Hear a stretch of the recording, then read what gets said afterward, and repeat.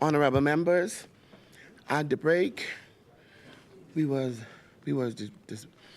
debating a compendium of bills as it relates to the budget, and I believe we are now ready for our seconder.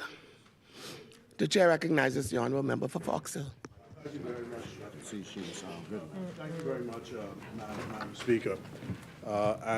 Just to apologize briefly to the House for just coming in this afternoon, but as I explained to you in camera, I'm in an active fight with my sister, my brother, the pastors in Fox Hill, the doctors, about staying home. Oh yeah, the branch too, about staying home and resting and on and on.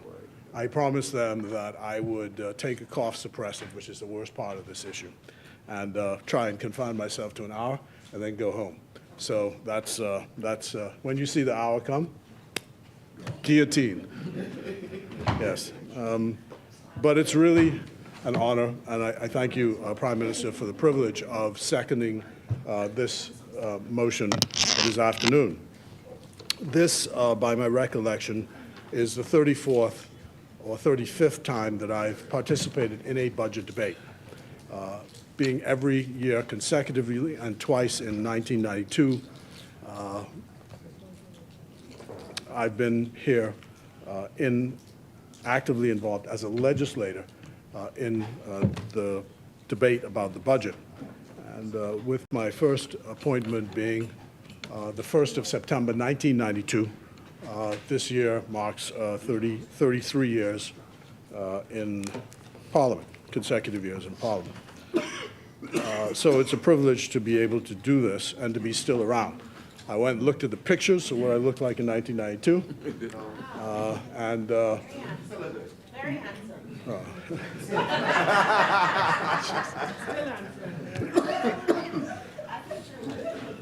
But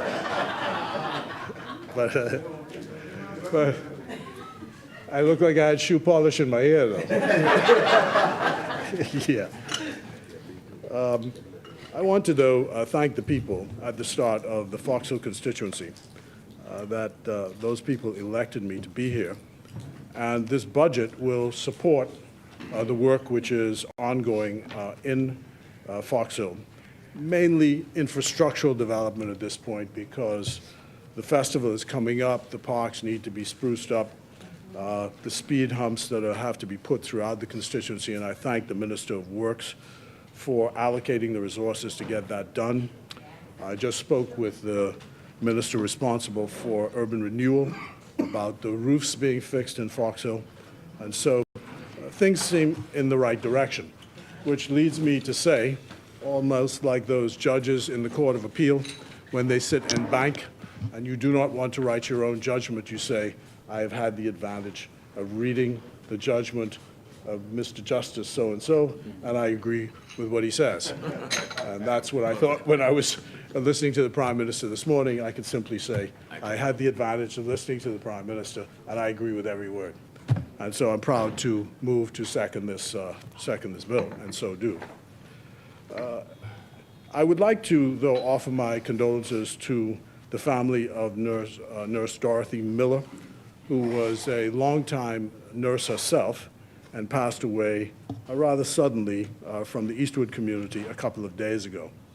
And also on this occasion, another prominent public personality, businessman, a man named Fred Ramsey, who offered himself for service in the Fox Hill constituency on a number of occasions, never won the vote, but was always engaged in the community life of Fox Hill. And we developed in the latter years quite a close personal relationship. And so to his church, Mount Carey, which is the oldest church in Fox Hill, and to his family, his children, and the wider Fox Hill community, I wish to extend condolences on his passing. This budget, I think, ought to be entitled, at least my theme is, how to survive in the game when every nation around you is more powerful. How do you survive in the game when every nation around you is more powerful? And then I'd also like to dedicate this address this statement this afternoon to the disabled, because having, by a freak of an accident, walking early in the morning in St. Kitts, I just go into a puddle of water, which seemed innocent enough, foot slips, bone cracks, and here I am. And the complications which ensued. First of all, going to the public facility in St. Kitts, which was facilitated by the St. Kitts government. And then I land in Miami, and I noticed my legs swelling up. So I referred to the doctors in Nassau. They say, get to the emergency room straight away. Ultrasound is done. Turns out you got a blood clot. So now you're on something called Eliquis, which, by the way, costs $700 a prescription. Most astounding thing. I mean, I almost dropped out of my chair when I heard that. And then, since then, being diagnosed with bronchitis and pneumonia. And so I'm now, despite the fact that I have a pneumonia vaccine. And so you're on this course of medication, and thus I said this creative struggle with my family now about what the heck are you doing here? Why don't you stay? My sister used some choice words, which I can't repeat here. But that's the situation. So I told Dr. Darville, the Member of Parliament for Tall Pines, that, and the Prime Minister, that in going through this experience, I am more convinced and dedicated more than ever to fixing the health care problem in the country. It's just been too long. We started out in 2002 promising national health insurance for all, which would be comprehensive. And in this year, we're still only at the point of primary care. It's not been extended to what it should ultimately to catastrophic health care. And when he speaks, he will speak to the developments which are coming soon with regard to national health insurance. And the lesson, I think, is that these things take time for one reason or next in our systems. But those of us who are in public life have to continue to push and push and push and push. No matter who naysays or says it shouldn't happen, all the rest of it, I think we have to push. And so I'm happy the budget support is there for the member to continue his work to fix this problem of health care. And we've been talking about what our themes ought to be going forward across the nation as we go to the country again and ask for their support.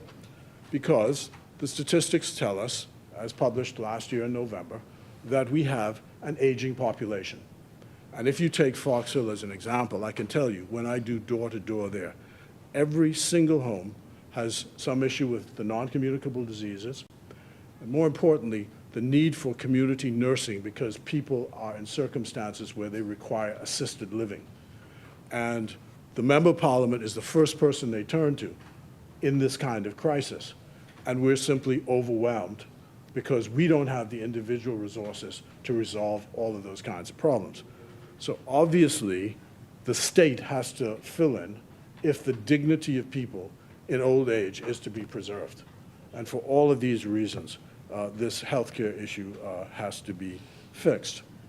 And I mentioned the disabled because this House of Assembly, we have an officer who is sitting in the gallery today, and I'd like to recognize my cousin Janet Johnson and the other officers who are here, the Director General, Ms. Brittany Strawn, and the other Foreign Service officers who are in the gallery.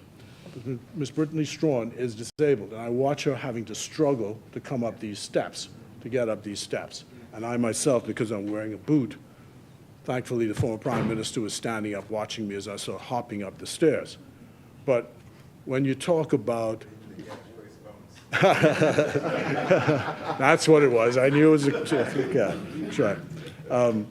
But the need for this building itself to be improved and to a new building. And the press has already picked up on the allocation. They asked me to speak about the $10 million that was set aside as a kind of capital development on this issue and the ultimate costs. What I can say is that the government is still trying to settle what ideas specifically need to come to the Parliamentary Service Commission that runs the House. And once the government's views are settled, then we who are members of that commission will come to the general body and say, these are our specific proposals with regard to this. But you know, as I've said before, this building's been occupied since 1815. And in 1815, this building represented state-of-the-art, the wealth of the community post the American Civil War, or the American War of Independence. And we've been occupying this from then until now, and there needs to be something emblematic of our own generation, so that we have a young liberals chair here. I think Delon Evans and the other gentleman was here this morning, that we don't hand off a building which is inadequate for the purpose. Now, public buildings are always a source of controversy, whether you should do it or whether you shouldn't do it. But the way budget planning goes, Madam Speaker, is that you have to set an aspiration. And you say, this is a figure that I think it's going to cost to spend something. And then the Ministry of Finance says, well, you have to lay it out in years. So you set out an allocation, and you say, this is for design work. In case we have to start building, this is what this is going to be for. But it's aspirational, so that the next administration, and we hope it's us, if it's not started in this year, the possibility is there. The plans are already laid out to get the building done. And I was sitting one day in a meeting waiting for the Treasury Secretary in the United Kingdom and reading the history of that building. It took them 40 years to build the Treasury building in the UK, from the time they made the decision to the time the building was actually finished. 40 years. So I said to myself, I see how difficult these things are to get done. But that would be a good legacy for us to leave the next generation of leaders of this country. So I wish the support, the country support, for the work that the Member of Parliament for Tall Pines is doing. He has a very difficult and touchy job, which touches on what we're doing now with foreign affairs, because there are specific threats to all of us who are public officials about our ability to carry out our work in terms of travel to a specific country. And Bahamians are saying, well, what are you going to do about it? What are you going to say about it? I've said, I think, enough on the point. There's no point in our view at this point getting into a shouting match over this. It's their country. They decide who comes in it and who doesn't come into their country. But from the government's point of view, we are not engaged in any kind of trafficking or forced labor of any professional individuals in this country. And arrangements have been made, or our discussions are ongoing, with a view to ensuring that the concerns of our allies are met with regard to this matter. I think that's the best I can say publicly on this. But remember what Pierre Trudeau, the Prime Minister of Canada, once said about relations with their neighbors to the north. You know, whether there's friendly regime or unfriendly regime, the fact is it's the huge body in the hemisphere. And whatever they say generally goes. And, you know, so you live with whatever exists. And that's what our country is going to do, to live with whatever exists. Remember, for example, Bahamians would remember, it doesn't matter what administration. Remember the last time Bahamians were upset because the then Biden administration was insisting that the LGBTQI flag fly in the Bahamas, and that we had to conform to their views about that issue. And Bahamians were incensed about that. So, you know, whoever comes, the U.S. is big, we are small, and dictate terms.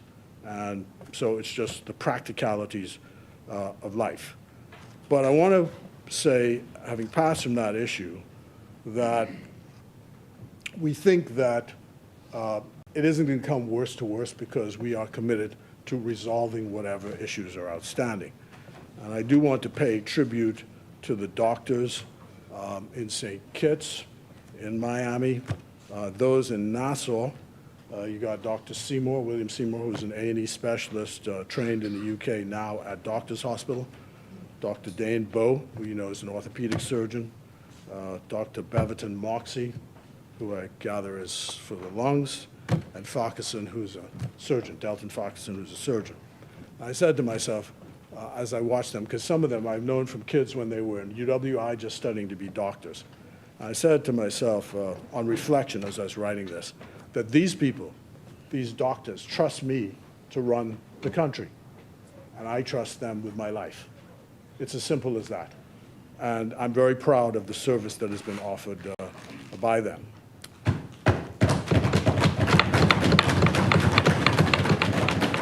So the role of a political party, Madam Speaker, is to shape public opinion. That's what our founder, Henry Taylor, said. And so the part of what we do in governance issues is to try and get a sense of what public opinion is, but also to shape public opinion. And that's what the team and the Prime Minister and I and all of this team work to do. Even when you get cussed by people who don't understand what your role actually is. I was asked to help someone get a wheelchair, and it's been a long time promised the other day.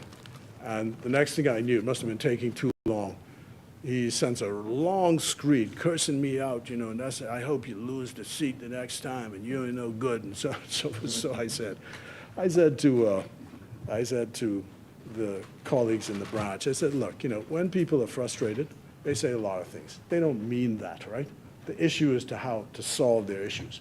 And as you mature as a politician, you learn to, you know, just block out all the noise and try and deal with the issue at hand. And that's what I mean to do. Now, those of you who want to know how you can survive these kinds of things, if you're literary or film aficionados, the best speech, I learned this in high school, that I know is a master of doublespeak, is Mark Antony's speech at Caesar's funeral, where he begins by saying, friends, Romans, countrymen, lend me your ears. And later on, he says, if you have tears, prepare to shed them now. Of course, his friends who had done the assassination thought that he was speaking in favor of their deed. But at the end, it turns out that he was riling up the Roman people in revolt. Similarly, there's a movie, old movie from 1950 called Casablanca, which is with Humphrey Bogart and Ingrid Bergman. And the interesting thing about that movie as a political thing is how the Vichy France is in control of Morocco at the time. And the cynicism of those who were running the thing on behalf of the Germans and Vichy France in order to survive being in that environment during that time. And essentially, people take the position that you have to fetch, sometimes you have to duck and feint, but the idea is for the country and the nation to survive. As I said, the fact is we are, as Arthur Hanna once said to the Korean ambassador, we have something in common with South Korea. We are both nestled next to giants, but only as independent as the giants allow. I've been asked to offer advice on student visas for those studying in the United States. And, you know, in particular, as it has affected a student, a Bahamian student who's now at Harvard College, because as you know, a decision has been taken that foreign students can no longer, Harvard can no longer enroll foreign students. The matter was injuncted in the courts, and there's a court hearing which is going to take place later in the month. And it really is it would be quite an injustice if this young man is not able to finish his education. Because here's a man who is a graduate of the Exuma L.N. Coakley School, didn't have any special education, was able to get into Harvard College for the class of 2028. And Harvard's now rule is that any family that makes under $200,000 a year, once you get into the university, your tuition is free.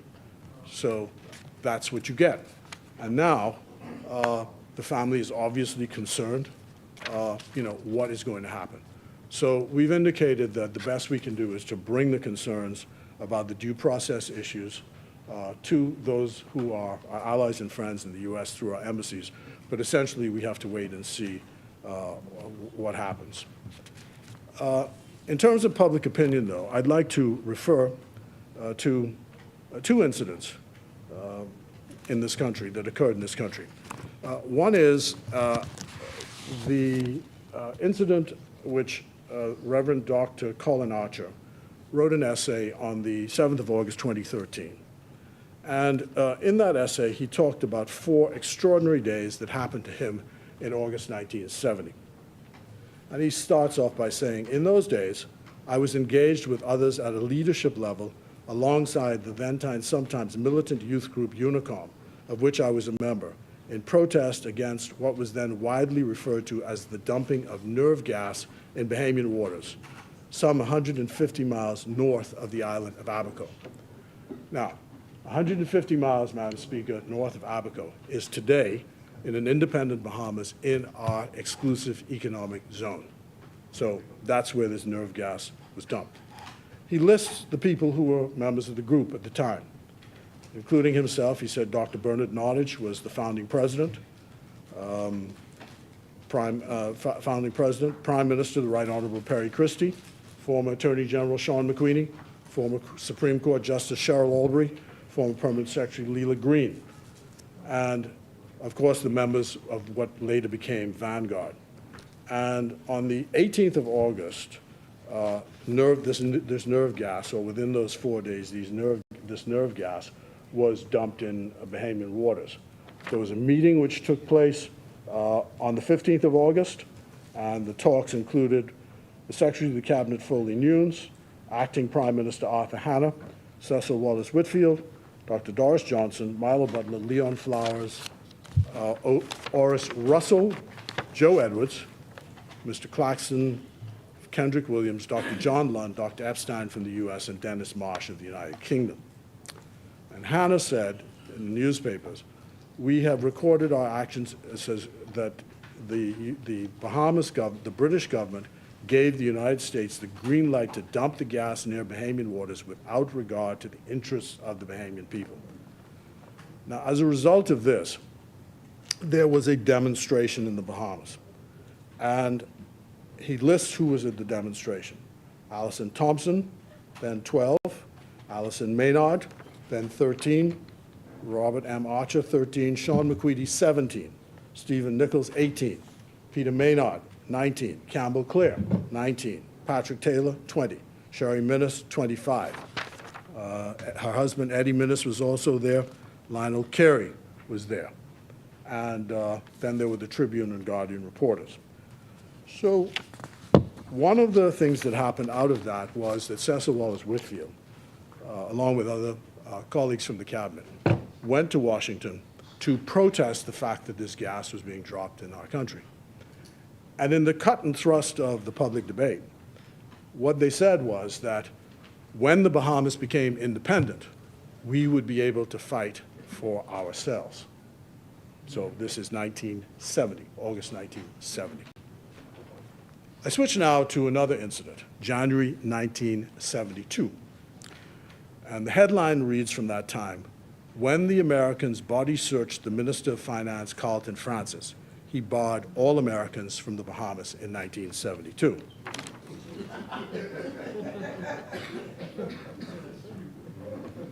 So I was a student at Antioch College at the time. I was home on my practice work with the Bahamas Information Services.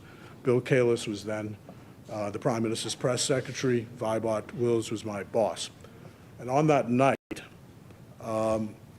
I sat with them and watched as they crafted a statement, because Mr. Carlton Francis had gone to Miami, and the American customs officers said they suspected that something in his groin area was amiss, and they wanted to search him. He called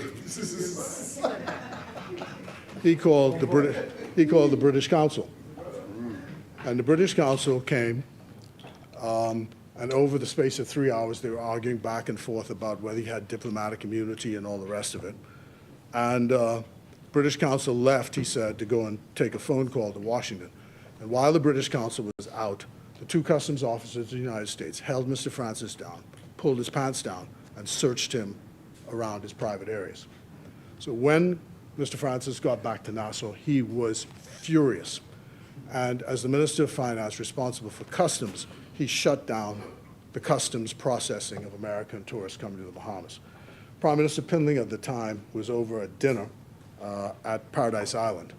And eventually, the Consul General at the time of the Americans got to Prime Minister Pindling, and the decision to allow, I think it was 3 or 4 hours of non-processing. After that, the processing was allowed.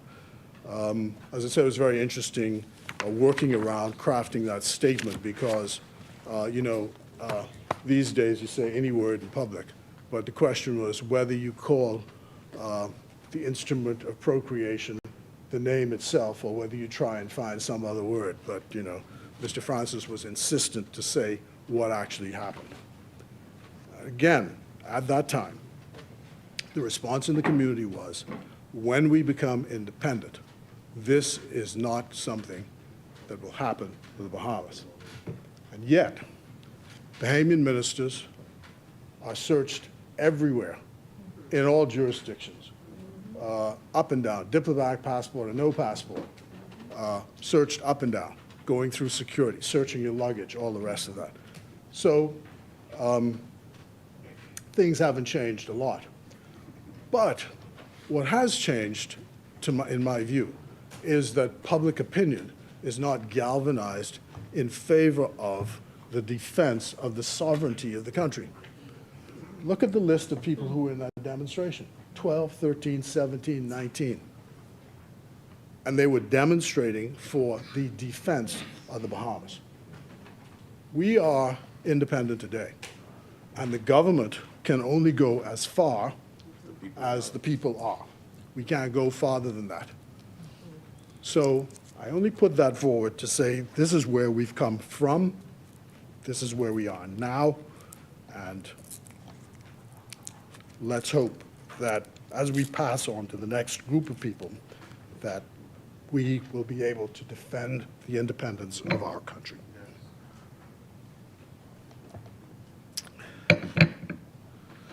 All right.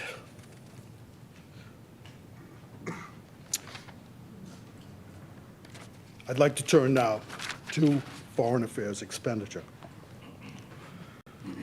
There is a new act which is coming into force shortly. Excuse me, Madam Speaker. Should have come into force on the 1st of May, but it's still, the regs are still being worked on. And you will see that this year we have an allocation of about $55 million. And we have, that's on the recurrent side, and we have $8.6 million on the capital expenditure side. There is an anticipatory allocation of something like $32 million, which will eventually go to what will become the Department of Foreign Service once the act comes into force. We expect that this expenditure will cover, on the capital side, the finishing of the buildings in Washington, D.C., the Chancellery, which is being fixed in Washington, D.C., and we expect the opening to take place in October of this year. We also will be working on the passport office, on the computerization, further computerization of the passport office to ensure that passports are more seamlessly read around the world. When we negotiated the last agreement, there is sometimes people have a problem when they try and scan their passports going through the system because we're not properly connected to the ICAO system, and we're trying to rectify that issue now. I want to say, though, with great thanks to the people who run foreign affairs, and the the Director General is here today. So the Cabinet has agreed, and I think this is, I want to thank the larger government for this, that once the act comes into force, we propose an across-the-board increase of 10% to all contracted staff, not including heads of mission, and an additional $5,000 to staff assigned at the VIP lounge. So in this budget, there will be an allocation of some $1.2 million to take care of those staff promotions. And I hope that this is an indication of the government's support of the people who work for foreign affairs.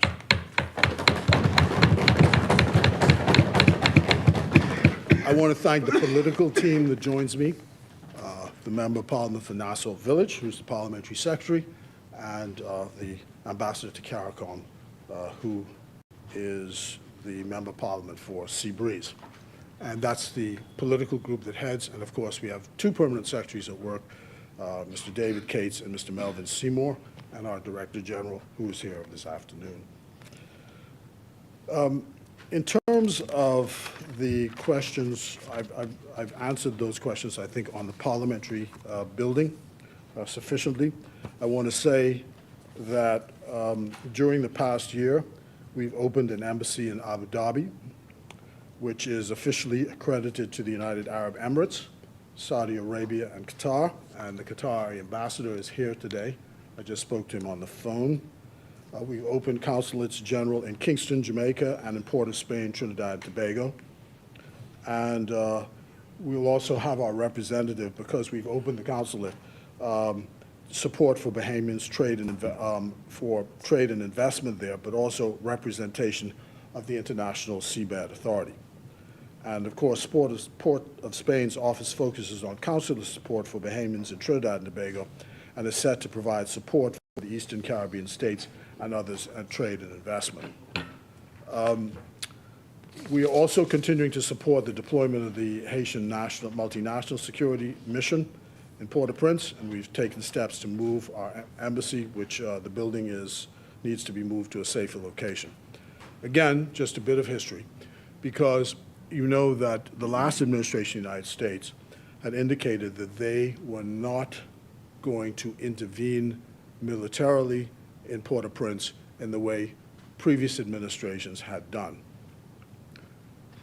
The regime has changed in the United States, and at first the position was that it would continue as it is, with Kenya and CARICOM taking the lead to try and get on top of this gang problem, which has brought the country's governance to some extent to heel. But you will notice that in the public domain, the Secretary of State of the United States has begun talking about a multinational force. I think the number in the public domain is about 40,000, to be led on an OAS initiative with a more dynamic and aggressive stance with regard to what is happening in Haiti. Now, our predecessors in office, well, the first instance of that kind of intervention was 1965 in the Dominican Republic, also using the OAS as a basis for it. And then there was the invasion of Grenada in 1983. And in 1983, the then foreign ministers of CARICOM, with a couple of exceptions, Barbados and Barbados being one of them, and Dominica being another, Eugenia Charles was then Prime Minister, opposed the invasion which took place in 1983. Again, it's for the Bahamian public to decide where we are on these questions. But just as a point of information, these are the developments which now seem to be occurring. We've now signed, in terms of the maritime and oceans, we've signed the BBNJ agreement, and this is an agreement on how do the resources of the sea beyond the exclusive economic zones of all countries, how are they shared up across the world? The discussions are going on now at the International Seabed Authority, and it's becoming more urgent because the United States has taken the position that it is going to use its domestic law to license for the mining of resources outside the exclusive economic zones, which is in international waters. And you know, under the United States does not accept the Law of the Sea Treaty, but you know also that what people are saying is that these resources beyond territorial waters are actually belong to everybody, including landlocked states. And so the International Seabed Authority is trying to develop a set of rules how to allocate these resources and how to license them. So that's what's going on now in Jamaica. But I'm pleased to say that in the last round of maritime boundary negotiations between the British, representing the Turks and Caicos Islands on the one hand, and the Bahamas, we've now settled the border between the Turks and Caicos Islands and the Bahamas. I want to thank Godfrey Roll, his team at Foreign Affairs, for bringing this to a conclusion. It's now left, of course, to the language to be signed to say this is the boundary. And essentially, it's a line down the middle, in the same way that there's a line down the middle between Cuba and ourselves. The one thing that now remains outstanding is the border between the United States and ourselves. And we are arguing for the median principle. They are arguing for the continental shelf principle. And we've been back and forth on those for a number of weeks. Excuse me. So, I wish to confirm that the Bahamas is seeking the non-permanent seat on the UN Security Council, and we are also trying to launch candidatures for the International Maritime Organization, the Deputy Secretary General of the International Telecommunications Union, the Commissioner for Inter-American Commission on Human Rights, Ms. Marion Bethel is our candidate, the independent person for the FAO Council, which is 2025 to 27, Ambassador Winston Pinnock, and United Nations Educational, Scientific, and Cultural Organization Executive Board for 2529. And so those campaigns are going on now. The Prime Minister has met with the Secretary of State, Marco Rubio, and we are trying to conclude talks with the United States, making it possible for Bahamians to be eligible for global entry. And we have also retained 95% of our bilateral security funding from the United States. And some Bahamians are expressing concern about visas generally and student visas specifically. We are now issuing travel advice for the United States, which we will update monthly. And we're also having more frequent meetings with our U.S. consulate network. Relations with China remain strong. The Honorable Alfred Sears, the Member of Parliament for Fort Charlotte. Honorable Michael Dovell recently traveled to Beijing for the China CELAC Forum. And we continue to thank them for the support which they're giving for the building of the new hospital. We are strengthening labor partnerships, and soon there will be a labor agreement signed between the government of the Philippines and the Commonwealth of the Bahamas on labor. This will better regulate the recruitment of labor from the Philippines and their work in the Bahamas and how the two countries ought to relate on that subject. The many officers who support the work that I've described have said that their increases are coming. We're working toward the modernization of the Foreign Service so that we can better equip ourselves to serve the Bahamian public. Passports. There should be shortly a new passport building coming because the present quarters are cramped and can't really offer the degree of service that we would want. But I'm told that there's no more waiting on the outside, that we're able to process applications more quickly. The Minister for Public Accommodations, because it's on Thompson Boulevard. Yeah, the new building will be on Thompson Boulevard, just away down the street. But I do want to say that one of the issues you will have, and I've had to deal with this many times, is who is entitled to a Bahamian passport. And yesterday, I had to explain that post-1973, the question of who is a Bahamian citizen largely is determined by the female line. So depending on whether you're married or not married, born or inside or outside the country, it can be extremely complicated to determine whether someone is a Bahamian citizen. I would ask the public, therefore, to be increasingly patient. We want to make sure that these documents actually represent the people who present themselves at the passport office, and that a Bahamian passport goes to a Bahamian. This is the same issue we have, for example, with the repatriations which take place. We've indicated that not everyone born in the Bahamas is a Bahamian at birth. And so it is possible for you to be born here but not have citizenship of the country. And so these deportees who give and list their birth as the Bahamas, if they do not have Bahamian citizenship, it is our view that they do not have an entitlement to be here in the Commonwealth of the Bahamas. Yes, yes, sir. The chair recognizes the honourable member for Kalani. Thank you very much, Madam Speaker. There's been a chronic problem, and I don't know if you're addressing it. Individuals, you mentioned it just briefly, individuals who may have born here, individuals who may have born here, subsequently returned to Haiti few days, few weeks after birth, presumably, and then never, ever, ever returned. Never went through any of our school systems, never had anything, don't know the Bahamas at all. And then they're stopped in the U.S., apprehended for whatever reason, and those individuals they want to send back here. Do we have a position, especially on those who has never entered our school system or had zero relationship or affiliation with the Bahamas? No, they're born here. Unless they have a Bahamian passport, they're not entitled to return to the Bahamas. And I said, this has been a point of disagreement with us. So they have to go back to their country of origin, or their citizenship of origin, which in most of the cases connected with that, it's probably Haiti.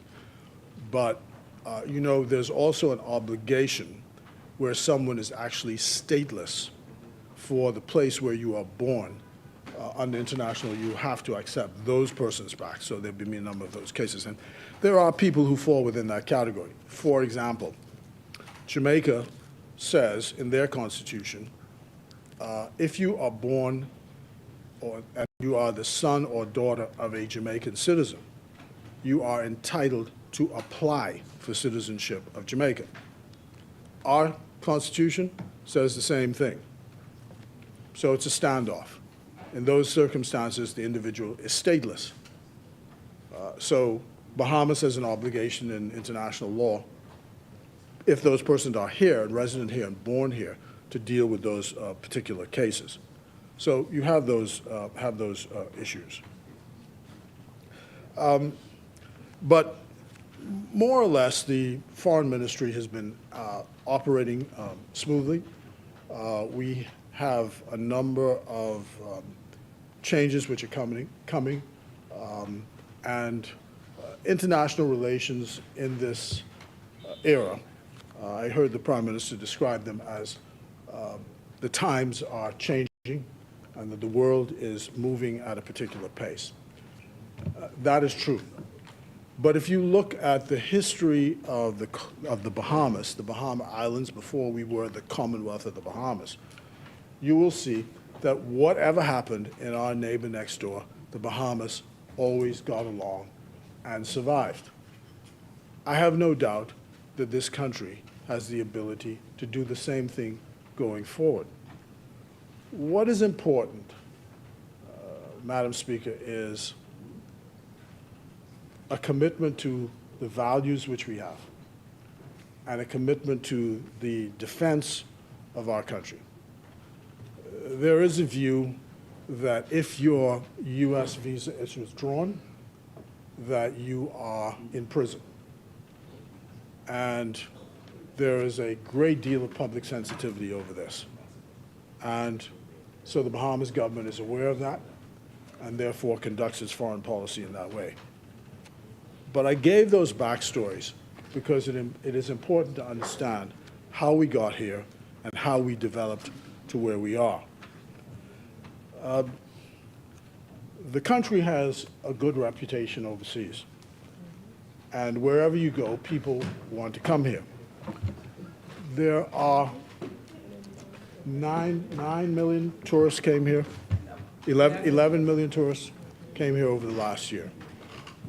And we want them to continue to come. So we've put resources to make sure that the place is safe, not only for tourists but for Bahamians, and that we stick by a certain set of values. And those values we think will carry us forward. Lyndon Pinling, when he created the Ministry of then External Affairs and then the Ministry of Foreign Affairs, indicated when we joined the United Nations that the creed or policy of our country was going to be that we are friends of all and enemies of none.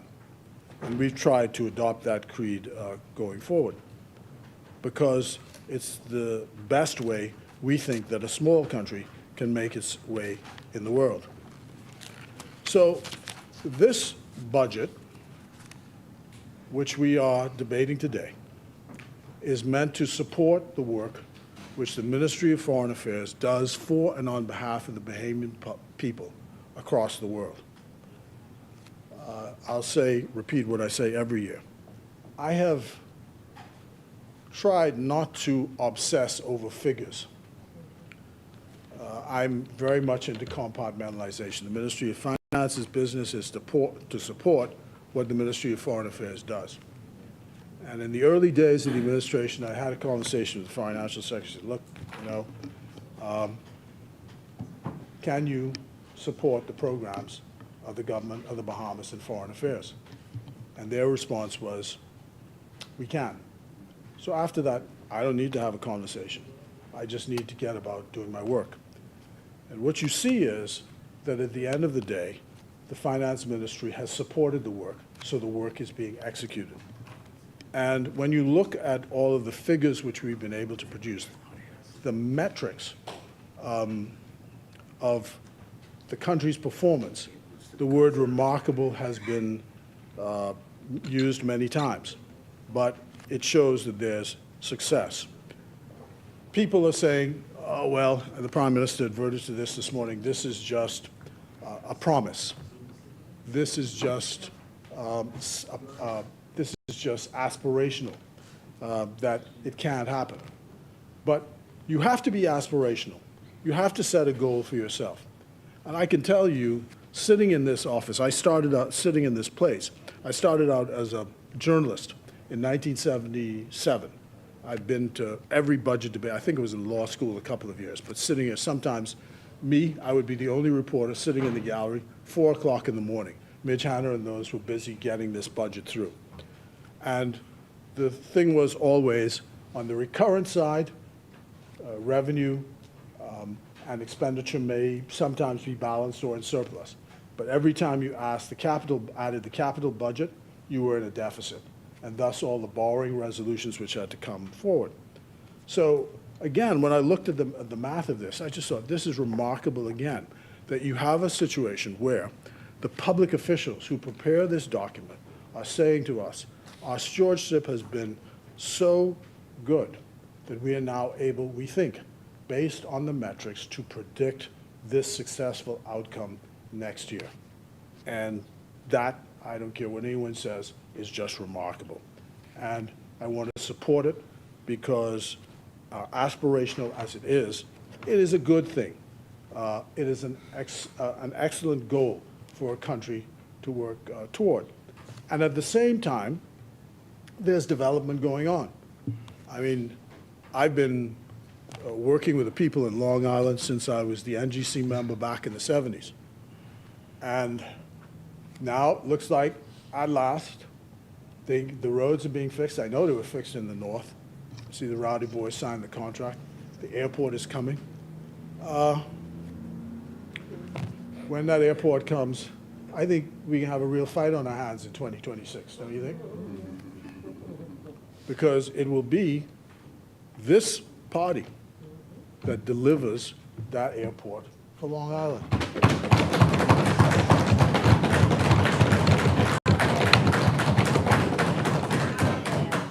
And Bahamians everywhere ought to be proud of that fact. And, similarly, if you see see what has been done in Grand Bahama and what we expect to happen in Grand Bahama. I was astounded when we got the briefing the tourism people. The Minister for Grand Bahama told me that in 2027, 2028, you expect 6 million tourists in Grand Bahama.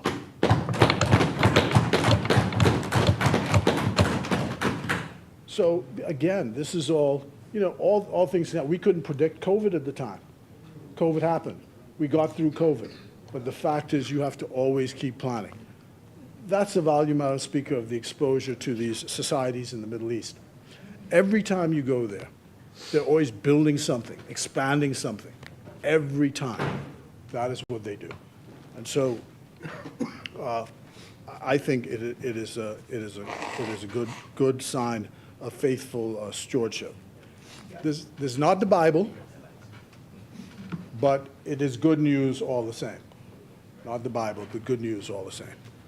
And I hope that the Bahamian people appreciate that we have in the leadership of the government today someone who understands the basic roots of our country and what it is to try and help people, men and women of ordinary means, to be able to succeed in a society that has not often been friendly to their interests.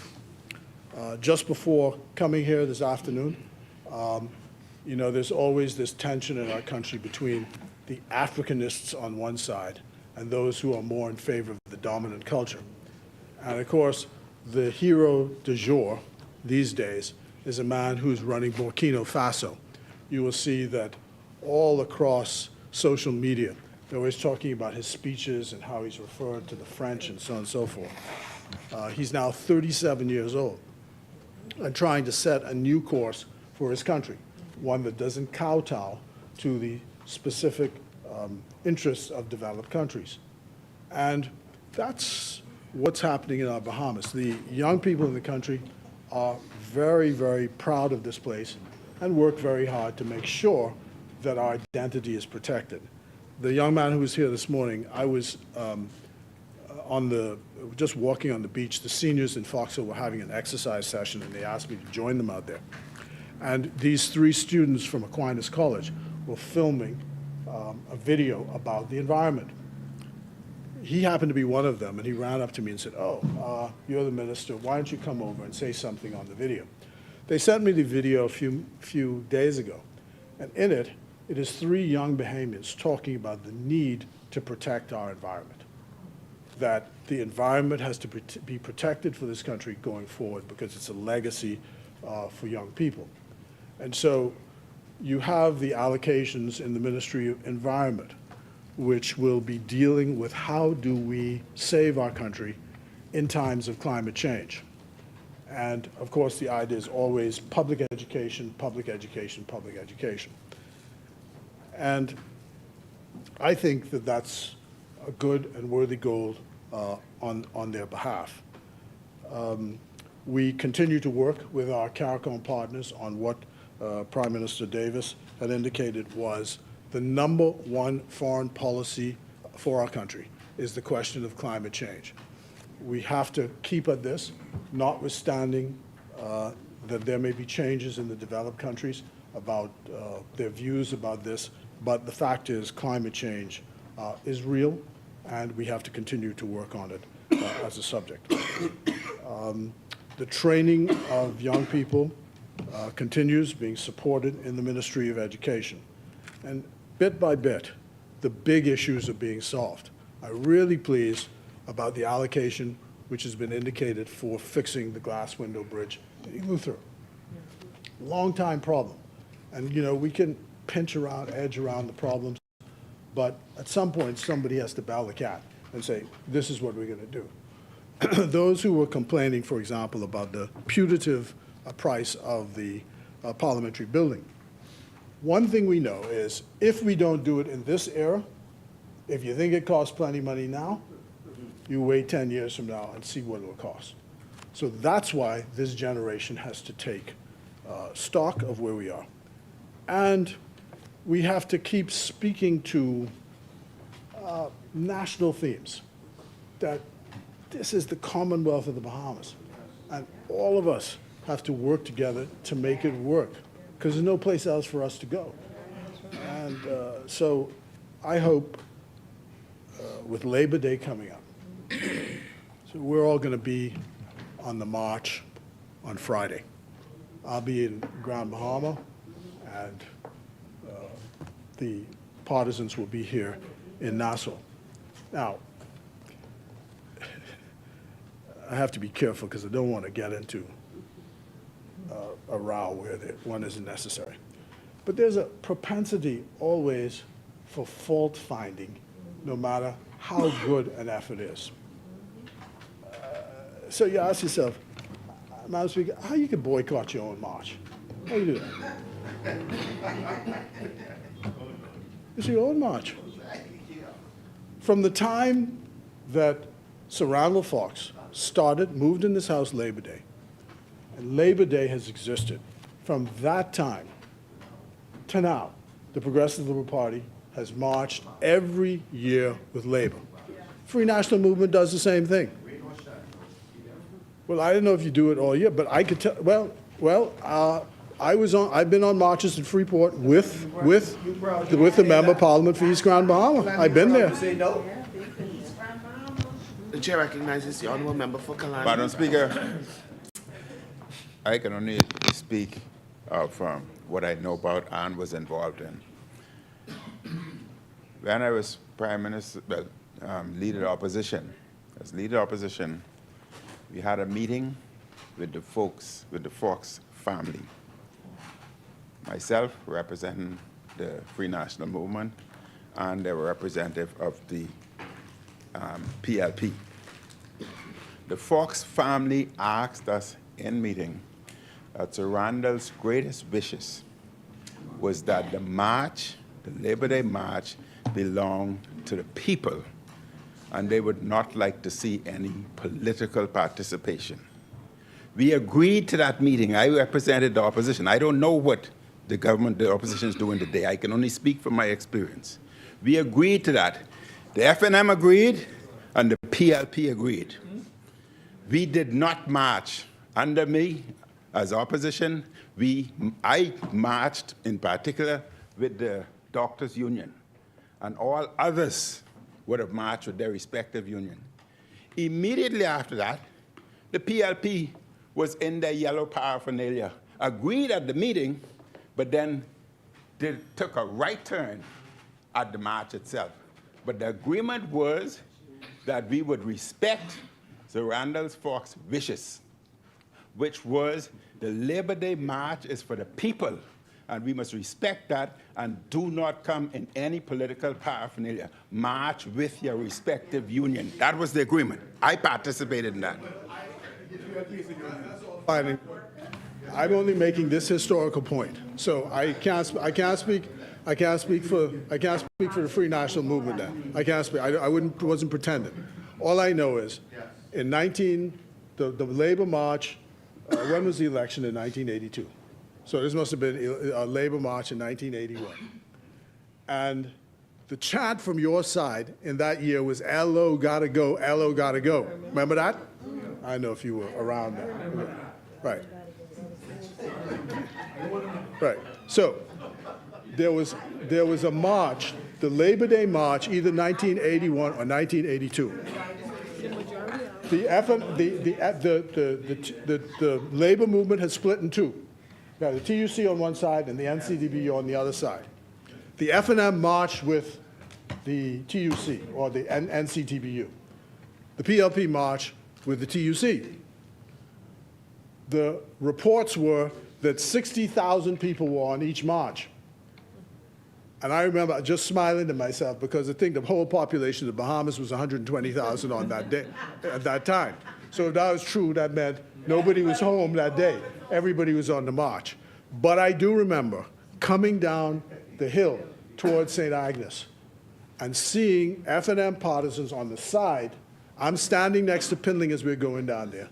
Yeah, right. And they're shouting, "LO gotta go." That's what they were shouting at the time. So the only point I'm making is, as a historical fact, Labor and political parties have marched together. And it don't matter whether you come in your paraphernalia or not. Here's when I was a little boy, I used to hate my grandaunt and them forcing me to march on Sundays in the Eastern Union Burial Society. I didn't want my friends to see me with them things. We used to march from St. Matthew's schoolroom all the way down to St. George's. By the way, I told the member of Parliament for Centerville that I see why I wasn't successful in Centerville, because he was on St. George's Park, fixing the park in his suit. I say, that was my problem.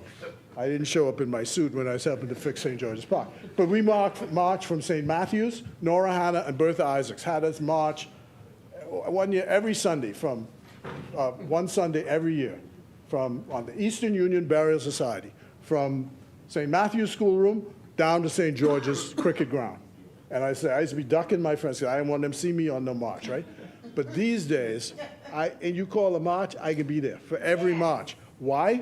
Sean McQueenie wrote a book, and he said, in the 19th century, they passed laws because they were afraid that after the Haitian Revolution, black people were going to overthrow the government in the Bahamas. And they passed laws in this country to prevent more than 2 or 3 people from standing up on the street. No marches, no demonstrations were all banned. Today, we have the freedom to march. So once you got the freedom, use the freedom. Use the freedom. And sorry, before you make, and don't come trying these red herrings about get my image down off the thing. Who are you talking to? Who are you talking to? There you go. The chair recognizes the honourable member. Thank you very much, Madam Speaker. I was completely lost what he's talking about. But all I'm saying is if we're saying that Sir Randall is the father of labor, as 2 political organizations, I sat representing the FNM, and they had a representative there. We agreed that Labor Day will always be recognized for the people, and we would all march with our respective unions. And I had given orders at that time that Free National Movement's members, in keeping with the commitment and the agreement with the Fox family, all members of the Free National Movement who wanted to march with your respective union. And I, in particular, marched with the doctors' union. All I'm saying is, let us honor the wishes that we agreed to. Now, if we want to do something different, that's fine. That's fine. But the point is, on this coming Friday, everyone who's Bahamian, whatever party you belong to, should be on that march on Friday. That's all I say. I don't care. If you choose not to show up in your party colors, that's your business. But in a free country, people are entitled to march, and they're entitled to wear what they want to wear, provided it does not violate obscenity laws. Absolutely. That's it. And it's just an expression. Because you show up, I just don't know where this idea comes from, that because politics is involved in it, something must be dirty with it. Where does that come from? Everything that we how do we get to government? We get to government through a political party. That's how you get there, right? You know, I see people saying they want to run for the PLP. The first question I ask them, Madam Speaker, when they come running to me with that, are you a member of the PLP? Because you can't get no nomination unless you're a member of the PLP. I don't care how famous you are, how rich you are, all the rest of it. You got to join the party. I would imagine it's the same thing for the member for Marco City. You can't get an FNM nomination unless you join the FNM. Absolutely. Right. That's how it works. Right? And the political parties, the reason, Maurice Tynes tells us all the time, political parties were organized. Why? So that you could have a more efficient mechanism for channeling messages to the public opinion, and getting governance done, because you act as a group. That's why we exist. And because we become political parties, there's nothing immoral or wrong or all the rest of it. We have no more rights or no less rights than any other citizen in the Bahamas. The The chair recognizes the honourable member for St. Martin. Thank you very much, Madam Speaker. Madam Speaker, just to be clear on this particular issue, I would remind the government and the member for Fox Hill that one of the issues that Bahamians have, the member for Kalani talked about the wishes of the Fox family. But people are offended, and labor leaders, and people are offended that the Progressive Liberal Party has talked about a campaign launch that's attached to the Labor Day festivities. But to let the public know that the Free National Movement will be there in our national colors to support the laborers of this country. And we are not going to make it political as the Progressive Liberal Party intends to. But we will honor the wishes of the Fox family and support the laborers, the workers of this country, Madam Speaker. Respect, Madam Speaker, to the deputy leader of the party. I figure you're all hoping that some of these people can vote for you, right? That's why you're going on the march. I hope. You know, where people are, you're going. That's the only point.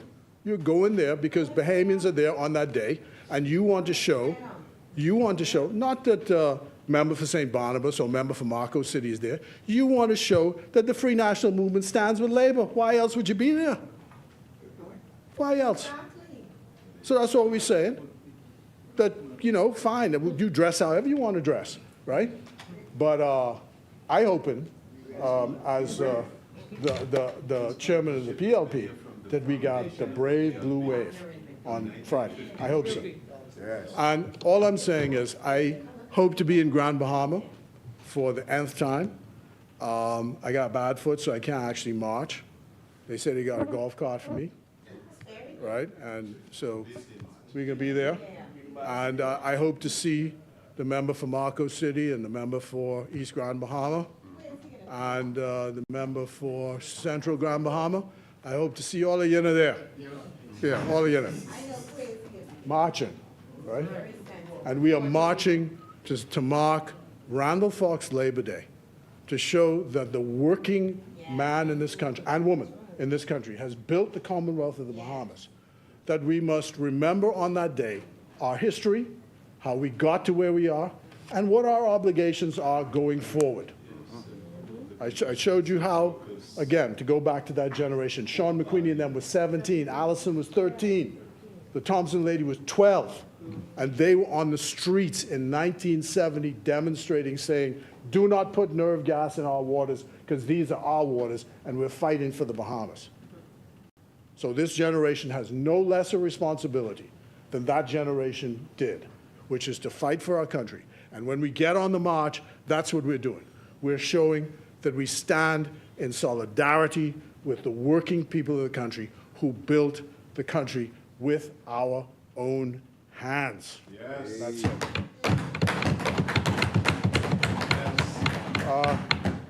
My sister soon going to be calling me on this phone, so. I thank you all for the budgetary support given by the government, the leadership of the Prime Minister, the fellowship with my colleagues has been extraordinary. People ask me, how could you be in this for 33 years? I can think of nothing more compelling in this world to do than to be a politician in the Bahamas. It is the most joyful thing, good or bad.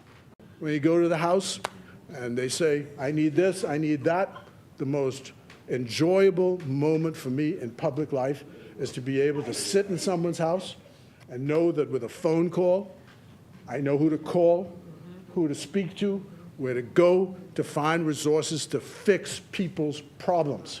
And I'm not perfect with it, but I try to make sure that whatever I exemplify for all of us is that we are here to serve people.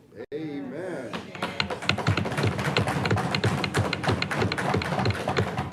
So, I'm going to wear a shirt jacket the next time.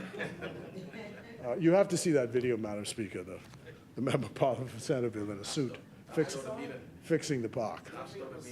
Yeah, but thank you very much for the support. I think I covered all that I need to cover. Right, great. Thank you. God bless the Commonwealth of the Bahamas. And I second.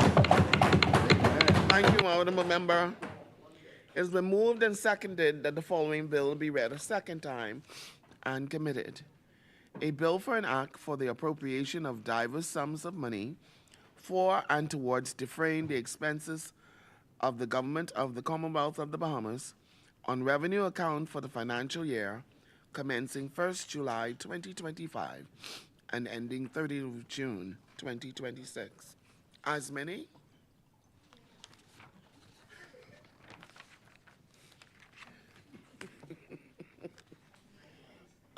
You can put,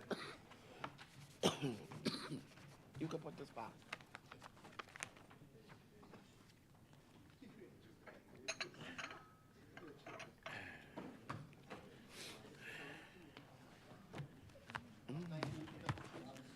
The chair recognizes the honorable member for East Grand Bahama. Thank you, Madam Speaker. Give us 1 minute.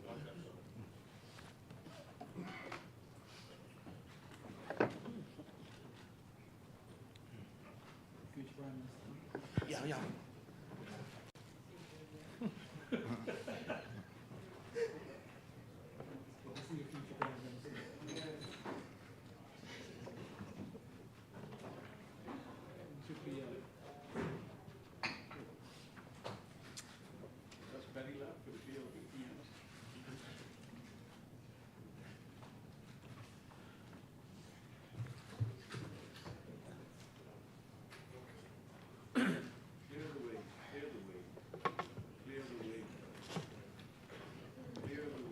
The chair recognizes the honorable member for East Grand Bahama. Thank you very much, Mr. Deputy. Mr. Deputy, it is an honor to stand in this honorable house, to represent the Free National Movement, but also to represent the good and the special people of East Grand Bahama. Mr. Deputy, there's one thing that I would agree with the member for Fox Hill. With respect to this budget, we disagree quite a bit, and I'll speak to that. But there's one thing that I will agree with, is that I would echo the words of Sir Arthur Folkes, who said that there is no nobler profession to be in than to represent people in the House of Assembly. And I believe all of us believe that same principle. In fact, that is one of the awesome motivations for speaking and saying some of the things that we will say today. That is the awesome motivation, is that we have been elected to speak on behalf of the people of the Commonwealth of the Bahamas. But, Mr. Deputy, we disagree with respect to what was represented with respect to this budget. It is packed with promises, but here is the reality. Here is the truth. Bahamians, this is the secret that they don't want you to know. Bahamians, this budget benefits the few. It is not for you. Only a picture of progress, but it punishes the public. It only protects the privileged while passing over the people who are most in need. Today, I rise not just to debate numbers, no, but to expose the truth about the secrets of this horror show.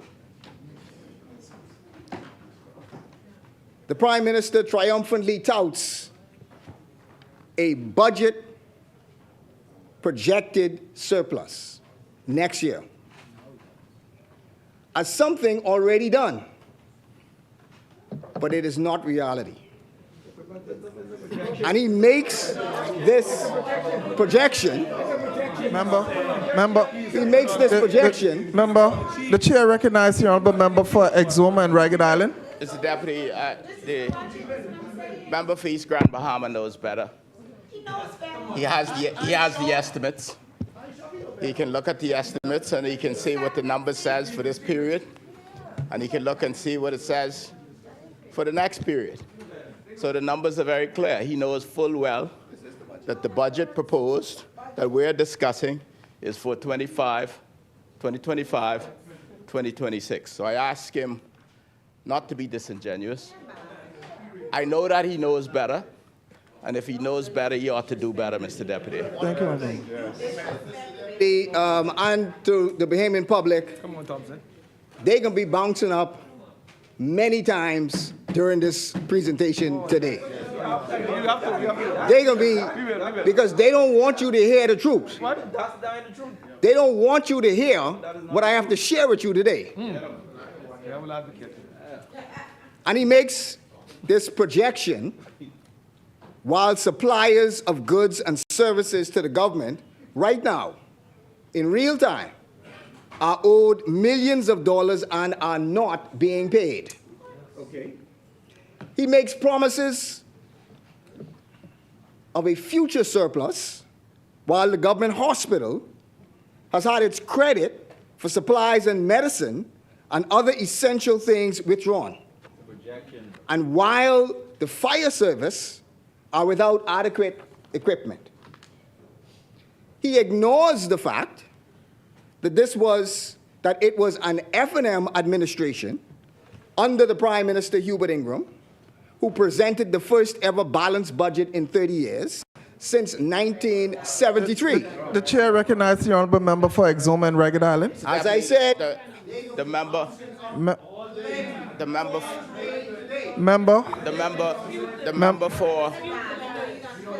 for East Grand Bahama is doing it again.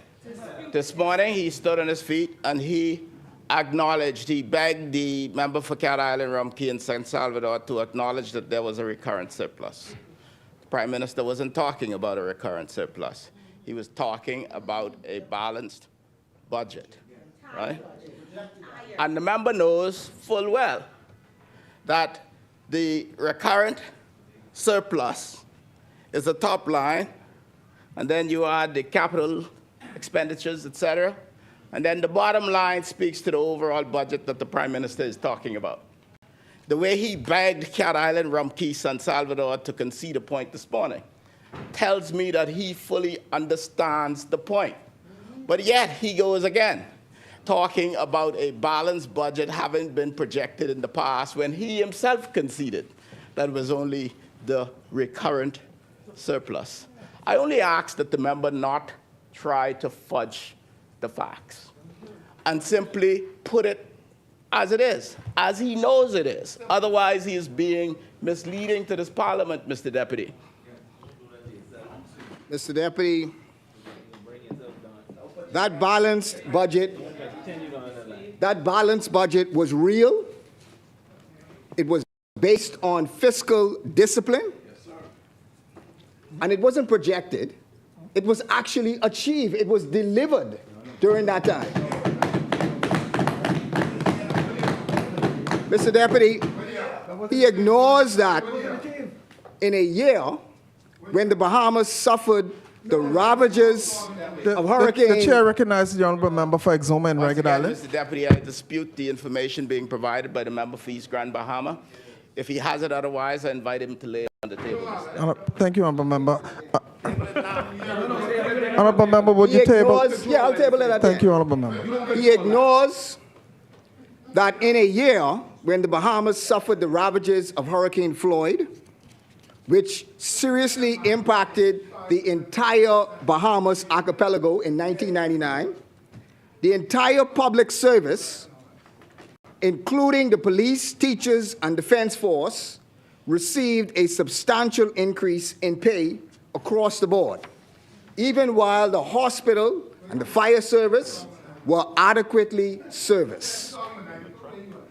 that was felt by the many, not just by the few. Today, a projected budget surplus means nothing while the people still suffer. If you say, Mr. Deputy, if you say you have the money, then pay the nurses. If you say you have the money, then pay the teachers. Pay the police. Pay them every cent you owe them. No delays, no excuses. Pay the people.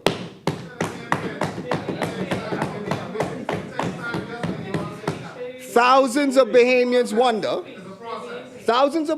wonder how you can beat your hands on this table and claim success while they still suffer. Yes. This is not economic leadership, it's economic abandonment. What is more, the Prime Minister does not acknowledge his good fortune that when he came to office, he met a growing economy, which had been closed because of COVID, but which could rebound, and which did rebound, especially from the pent-up demand in tourism out of the U.S. and beyond. Mr. Deputy, what was said today was during... The chair recognizes the honourable member for Exuma and Ragged Island. Normally, I have high regard for the words from East Grand Bahama, Mr. Deputy, but today he's putting his credibility on the line. And in doing so, he is insulting the great work of public service all across the country. I invite him not to do so. The Ministry of Finance, many of the same technical people who supported their government, have worked diligently to compose a budget. And secondly, this whole concept of pent-up demand, Mr. Deputy, we have dealt with that ad nauseum in this place. And once again, he insults the great hard work of public servants all across the country, and I invite him not to do so, Mr. Deputy. Mr. Deputy, I will not be distracted. I'm speaking to the people. What is more, the Prime Minister does not acknowledge his good fortune that he came to office and met a growing economy, which was closed because of COVID, but which could rebound and did rebound, especially from the pent-up demand in tourism in the U.S. and beyond. And Mr. Deputy, we already said that 2021, the economy grew by 13, close to 14%. They came to office in September. They had their first day in Parliament in October. But yet they want to claim credit that the entire 13% is due because of something they did. They met that in place already. Mr. Deputy, and he benefited from the foreign direct investments, many that were in train already. The development of the Nassau cruise port already in train. Carnival's new cruise port in Grand Bahama already in train. The expansion of the Grand Bahama shipyard already in train. Disney's private port called Eleuthera already in train. These were investments that were already in train. They met them in place. Mr. Deputy, the Prime Minister didn't have to deal with the Great Depression, when our economy lost 17,000 jobs. He ignores his good fortune of not having to deal with a major hurricane and the huge expenses required for recovery. Since 1992, governments have been faced with numerous summer storms and tropical cyclones. Remember, Hurricane Andrew in 1992, Hurricane Floyd 1999, Francis 204, Wilma 205, Irene, 2011. Sandy, 2012. Joaquin, 2015. Matthew, 2016. Irma, 2017. And who could forget Dorian, the unprecedented storm of 2019? And so, to every government vendor waiting months, even years for payment, we say, go knock on the door of this projected surplus. Go knock on the door of this projected surplus and go demand your money. Pay the people. Pay them what you owe them. To the Bahamian people, you should be expecting more. Every bad road, every dilapidated government building, every shortage in the hospital, there is no excuse.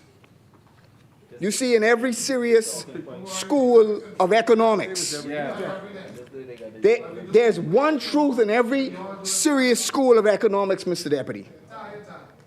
Economic success is not just measured by surpluses or deficits, but by how well a country takes care of its people. Yes. Yes. That is the metric that we should be measuring success by. Yes. It's about reducing poverty, improving public services, ensuring a more unjust and equitable society. Yes. And yet you celebrate a projected budget surplus like it's a trophy. While the real crisis, like crime and high youth unemployment and rising inequality, The chair recognizes the honorable member for Yamakura. as I said, Mr. Deputy, yes, Mr. Deputy, the member has a difficulty. The member has a difficulty with the government jumping up because they are the experts in jumping up. And they want to just put their rhetoric on record with many inaccuracies and don't want us to rebut. We often allow them to go through this diatribe for any length of time without interrupting, only because we want to get through it. But the member is misleading the public, misleading this House. The Prime Minister has repeatedly said, and every member in here, that there is no patting on the back or no victory lap in this budget, that we have work to do. Yet the member is here putting the words in the Prime Minister's mouth, that we carry in this like a trophy. There's no trophy here. And the member, to talk about the poor and what they want to do in poverty and what the budget is about, but the poverty, the member had no voice in here when his leader sitting on the side of him said in the next term they will address the poor. And they boasted in 2019 of an economy that was flourishing and they had money and they owed persons. They didn't negotiate one agreement. They didn't give one raise to the unions. They refused to meet with the labor movement, and I know firsthand. And now he has his voice to talk about the money is supposed to take care of the poor. The member need to run. Order, members. I'm wrapping right now. The member is still on his feet, but the member need to run from this direction that he is going in because he is inaccurate and he only sounds good now. He only sounds good now in hindsight. Members. Go ahead, man. Go ahead. Mr. Deputy, it's about reducing poverty, improving public services, and ensuring a more just and equitable society. Yes. And yet you celebrate projected budget surpluses like a trophy when they stood up here and they bombed on the desk, and they stood up and bombed on the desk, Mr. Deputy. They celebrated it as if it was a trophy. First time in Bahamian history, you say. While the real crisis, crime, youth unemployment, rising inequality, lack of improvement in government services, broken clinics, hospitals, and hopelessness among youth are left unanswered, Mr. Deputy. Yes. Of course, fiscal prudence is important, and the government must ensure that it works towards fiscal balance and eventually a surplus position to drive down the debt. But, Mr. Deputy, before we consider surpluses, we must ensure that we have sufficiently budgeted for the critical needs of the Bahamian people. Mr. Deputy and Bahamians, this budget only benefits the few. It is not for you. Year after year, this government has recycled the same tired promises on crime. They told the Bahamian people in 2022 that crime would be tackled by bold new strategies. They told us again in 2023 the same empty promises. By 2024, the tune had not changed. And here we are in 2025, and there is still blood on our streets. But watch this, Mr. Deputy. With some of the most damaging national and international corruption court cases in Bahamian history, the government passed the Independent Investigations Bill. You remember that? The government brought to Parliament and passed the Independent Investigations Bill. That was to address the situation with the police and the international court case that was taking place. A big show. The bill supposed to create a powerful oversight body. The independent commissioner tasked with investigating misconduct and abuse of power. You need an independent office. You need a trained secretariat, legal experts, and secure facilities to protect the integrity of the investigations. These are things you need to have if you're serious about doing this. But in a year, when the government boasts of achieving a projected budget surplus, do you know how much was allocated for the Independent Commissioner of Investigations? Do we know how much was supposed to provide an office, provide staff, provide all of the necessary resources that this important investigative commission was supposed to do? They allocated not $1 million. They didn't allocate $100,000. They allocated $30,000 under this line item. Are we supposed to take you seriously? No, can't take him seriously. Cannot. Mr. Deputy, this budget, as I said, is not for you. It is only for the few. Mr. Deputy, the ombudsman that is supposed to protect the rights of the people. This office should be fighting for you. This office should be protecting you. So how much was allocated for the initiation of this important protection for the people? Not $1 million, not $100,000,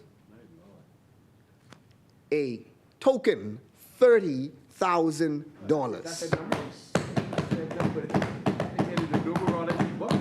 Now, Mr. Deputy, bear in mind,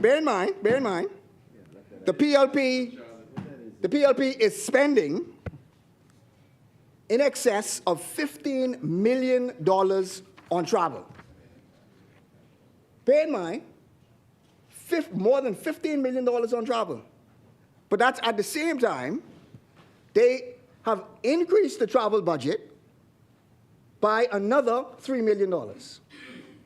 Or not by another, but by $3 million, which brought it to $15 million. You can't be serious, Mr. Deputy. This budget is only for the few. But Bahamians, this ain't for you. That's right. That's right.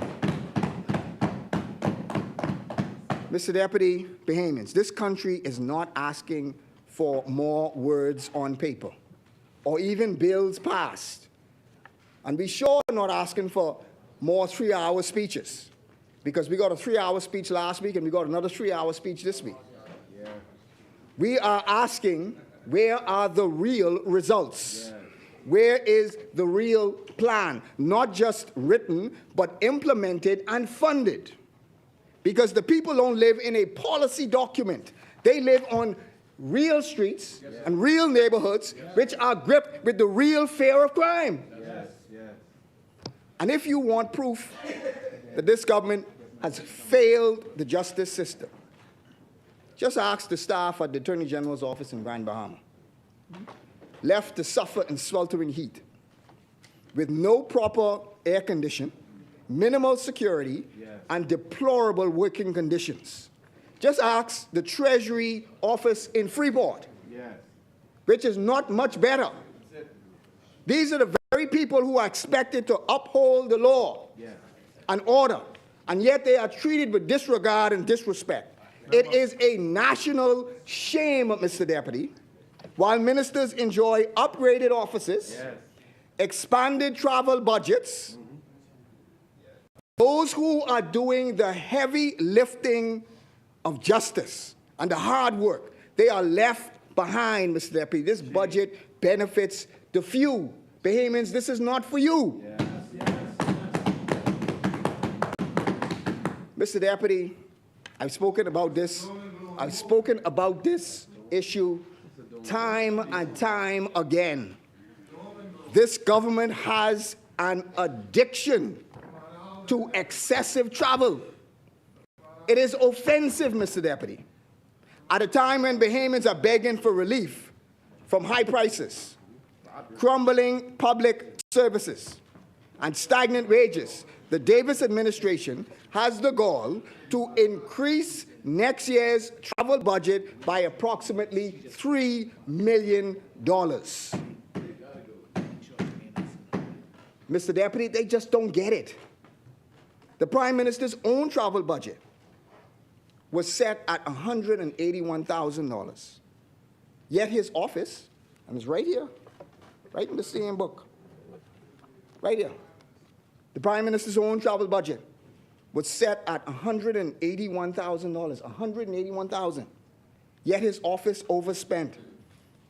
They overspent that $181,000 by more than $2 million.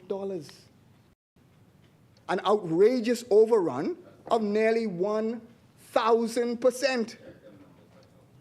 And indeed, instead, Mr. Deputy, of cutting back, they are projecting to spend even more in this budget year. Bahamians, this budget is not for you. It only benefits the few. They have still refused, Mr. Deputy, they have still refused, flat out refused, to answer the Bahamian people and justify how it could be possible to spend $1 million on one single trip. One trip.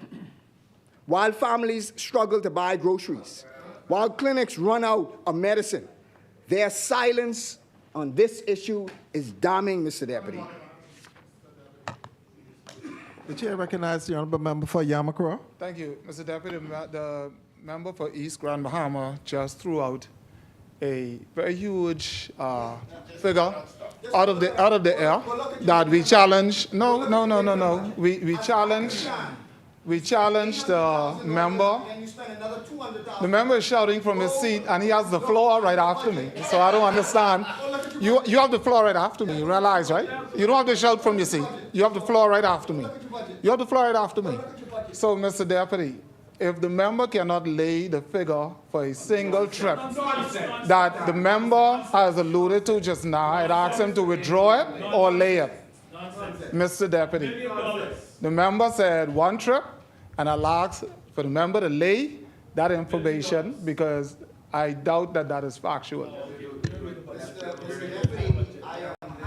Say that that information is actually in your midterm budget, which was already laid in this place. That's right. It's already laid. The facts are there. The facts are there. It's already there, Mr. Deputy. $1 million. Mr. Deputy, Member, the chair over $1 recognizes. million in the midterm budget statement, Mr. Deputy. Yeah, the chair recognizes the honourable member for Yamakuro. There are a few other things that I could point out that are inaccurate from this member. The member is saying that something was laid. I say that it's not. The member asserts that he has that information and it's his duty to present the information whether it's laid in here or not. I say it was never laid in here. And he projects that it was during midterm. I said it was not. How do you know? He who asserts must prove. Obviously, you're not being very smart today. Mr. Deputy, the member must withdraw until he brings the information. The member also said, whilst I'm on my feet, my point of order extends to this youth unemployment, which the member alludes to. And the member probably doesn't recall that in the year 2018, that youth unemployment was about 22%. 22%. They are the highest youth unemployment in the country. So for him to say youth unemployment is rising and to say it's the highest it's been, and he's alluding to many non-factual statements in his speech that we need to check him on. And all I say, when he called numbers, that is the same man who say we can't reduce VAT to 10% because it's decimated the economy. The economy ain't decimated yet. That's the same one who say if they had nothing to do with FDX, and then they found out he was bragging about bringing FDX. This is the same one who managed the finances under the last administration and is now throwing out loose numbers, and he is so angry about a good budget. He is so angry about a good budget. The doom and gloom and misinformation have to stop, but we'll let you go on. Go on a little further. We'll come back to you. But withdraw them numbers. Mr. Deputy, the midterm budget wasn't tabled by me. It was tabled by them. Exactly. So, Mr. Deputy, look, all I suggest is he look in the midterm budget. And I asked this question. This is the second time I asked this question, because I asked this question when I was on my feet when I spoke during the midterm budget. And I asked them, how is it possible that they could spend over $1 million on one trip as Pakistan trip? How is it that they can do that? And I got no answer, no response in the midterm budget statement. So, Mr. Deputy, they have still refused, flat out refused, to answer the Bahamian people and justify how they could possibly spend over $1 million on a single trip. One trip. While families struggle and buy groceries, while clinics run out of medicine, still silence. This is not leadership. It is arrogance covered in entitlement. And the Bahamian people deserve answers, Mr. Deputy. Mr. Deputy and Bahamians, the government paraded its national organ transplant program. It was a triumph of modern healthcare. Yet, when we look at the budget document, $0 have been spent in the first 9 months of the year. They allocated $18 million to the National Drug Plan. But when you look in the budget, $0 was spent.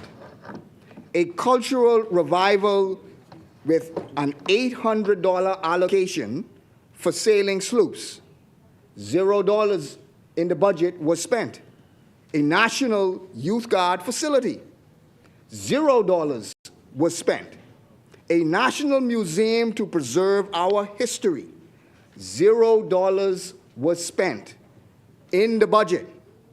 Not a dime moved during the first 9 months. And then there's Grand Bahama.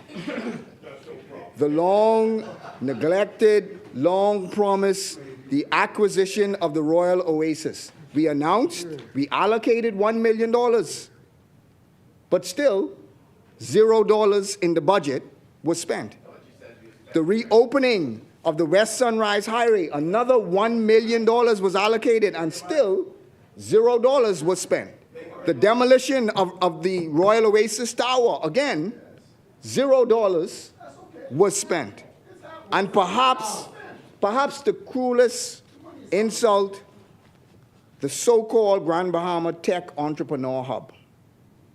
Last year, they hailed this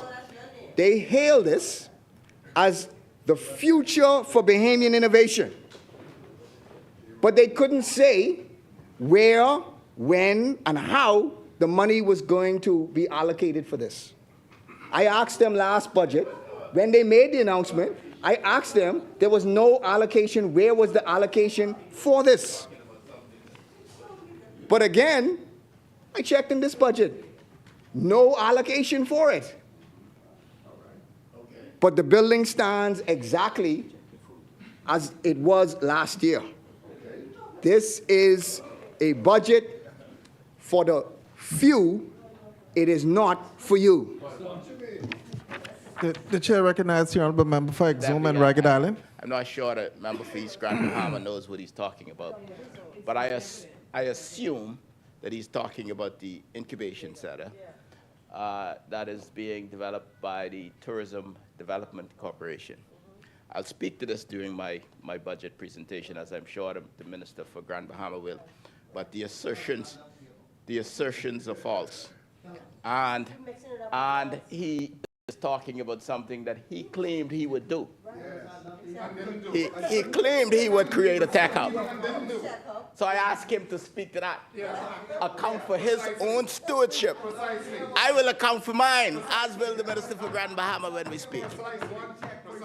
Talk about your tech hub. Last year, they stood up last year, Mr. Deputy, and they said that they were going to renovate the old hotel. They said they were going to do that last year. I asked them where was the money allocated. There was no money allocated in the budget. And there's still no money allocated in this budget. And the building is still in the same position that it was in last year. That's what I'm speaking about. The chair recognizes the honourable member for Exuma and Ragged Island. Not only is the member putting his credibility on the line today, I think he is fallacious again, intentionally so, because I just indicated to him that the matter is being funded through the Tourism Development Corporation. Yet he stands again asking to show the budget line. Mr. Deputy, Bahamians, do not watch what they say, watch what they do, and feel what they have not delivered. In Grand Bahama, Mr. Deputy, where the crisis of opportunity is the loudest, and the need the greatest, the government allocated $200,000 to support small businesses inside the Ministry of Grand Bahama's budget. And yet, out of that, in the budget, in the first 9 months, they have only spent $3,000 through the first 9 months of the year. Yet, actually, when you look at their allocation for publications is $4,000. So they've actually spent more in publications than they spent on small business support. My Lord. But Mr. Deputy, what my time is? Mr. Deputy. 24 minutes, right? Yeah. All you have is time. 24 minutes left or 24 minutes gone? Ask him about 120 billion he's saying. 24 minutes left? 24 minutes? 34 minutes left. 24 minutes. Okay, thank you. You could ask him 10 times. 34. Mr. Deputy, Bahamian small businesses. The chair recognizes the honourable member for Pine Ridge. Please. The former Minister of Grand Bahama, member for East Grand Bahama, will be quite aware that the Small Business Development Center primarily deals with small business grants on Grand Bahama Island and throughout the Bahamas, and the Tourism Development Corporation. He will also be aware that that $200,000 that was always allocated in the budget is for other small grants that we have been providing. Also, the publication that he's talking about some periodicals that happened throughout the Ministry for Grand Bahama. He was the Minister for Grand Bahama. And so I think it's quite disingenuous to say that. And it's only up to the March period, and all of that amount will be used, and the funds, and it has already been requested from Finance for the additional grants. So we've been doing, and you will also know that I wasn't finished. And what we also did was the Empower, I'm still on my feet, the Empower Grand Bahama Grant Initiative that gave orange economy and micro grants to over 130 small businesses and small entrepreneurs on Grand Bahama Island. So we've been going above and beyond, I believe, to do our part. Thank you very much. That Grand Bahama, there should be another $197,000 that you should look forward to being spent. Yes, yes. So, Mr. Deputy, Bahamian small businesses, the 2025-2026 budget fails to mention ease of doing business even once. Out of the more than 11,000 words in this year's budget communication, and I listened to another 3-hour speech this morning, and the government could not spare a single one to address one of the most fundamental drivers of economic opportunity. Not one reference to red tape, not one reference to bureaucracy, or improving the environment for local entrepreneurs. Meanwhile, Bahamian businesses still struggle with delays, they still struggle with fees, they still struggle with licensing confusion, and a lack of support, Mr. Deputy. This budget is not for you, it only benefits the few. And we remember the Bahamas Invest, Mr. Deputy. We remember the Bahamas Invest, the election commitment to set up a modern one-stop platform for Bahamian and foreign businesses doing major projects. Even after the F&M laid the groundwork for this project and handed it over, and almost 4 years later, and we still have not heard much on this project.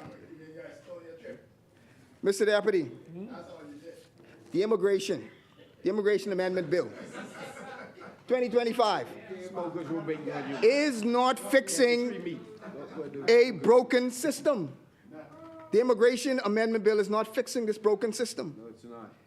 It's about making it harder, more expensive, and more exclusive, not just for immigrants, but for Bahamians trying to do legitimate business.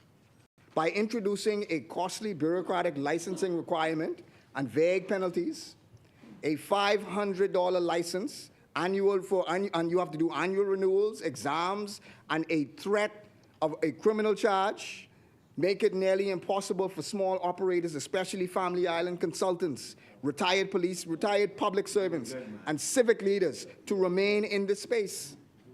Even more troubling is the legal uncertainty.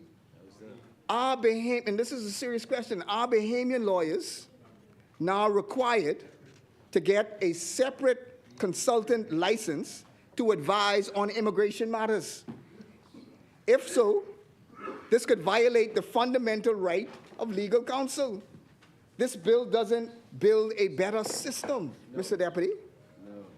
Bahamians, at a time when small and medium-sized Bahamian businesses are fighting to stay afloat through rising costs, delayed government payments, and limited access to credit, the Davis administration has chosen to reward multi-million-dollar corporations with tax breaks and even cash payments, all funded by you, the public. This budget benefits the few. It's not for you. No, it's not for you. The Business Development Incentive Program Bill 2025 offers financial incentives such as tax credits and direct payments to companies that invest. Now that sounds good. That sounds promising. But there's a big catch. Only businesses with more than 50 million in annual turnover can qualify. That's not a development strategy. It's corporate welfare for the few. Yes. Deliberately excluding 99% of Bahamian businesses. I want to hear this. I got to hear this. The chair recognizes the honourable member for Exum and Ragged Island. Yes, member. this member was the minister responsible for finance. I find it stunning that he has forgotten the Industries Encouragement Act. I find it stunning that he has forgotten the Hotels Encouragement Act and all of the myriad of incentive programs available to Bahamians of any size, of businesses of any size. And then he has conveniently forgotten that we have implemented the domestic minimum top-up tax, which is projected to bring in at least $100 million that's provided for in this budget. So he frowns on the concept, Mr. Deputy, of encouraging new investments. He frowns on the idea of encouraging new business in the Bahamas. No wonder the level of foreign direct investments you brought in was so poor. We have brought 12 billion of foreign direct investments, and we are delighted to encourage more because it's for the benefit of the Bahamian. It creates jobs, it creates economy, a concept he doesn't understand, Mr. Deputy. Bahamians the same deal. Give Bahamians the same deal. That's what I'm saying. Give Bahamians the same deal. Give Bahamians the same implementation. Give the Bahamians the same deal. Mr. Deputy, excluding 99% of Bahamian businesses from any benefit, taking good care of large local and foreign businesses while shutting out small and medium-sized business firms from the critical tax incentives is unforgivable. Further, Mr. Deputy, we ask, why is there only the Minister of Finance has the power to decide which companies receive millions in public benefit?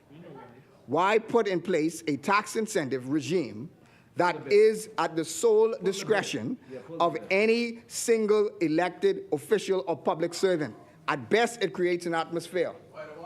Go right ahead. Go right ahead. Answer The this. chair recognizes the honourable member for Exuma and Ragged Island. In cabinet. He understands the concept of cabinet. I know for a long time there was the competent authority where he had no say and there was no cabinet. But the minister means cabinet. He knows this, Mr. Deputy. He knows this. He knows it's a common convention. I'm disappointed, Mr. Deputy. He's been a cabinet minister for a long time and he doesn't understand. He doesn't understand that when it says minister, it means the cabinet. This is stunning. Mr. Deputy, this, as I said, Mr. Deputy, this budget only benefits the few. It is not for you. Mr. Deputy.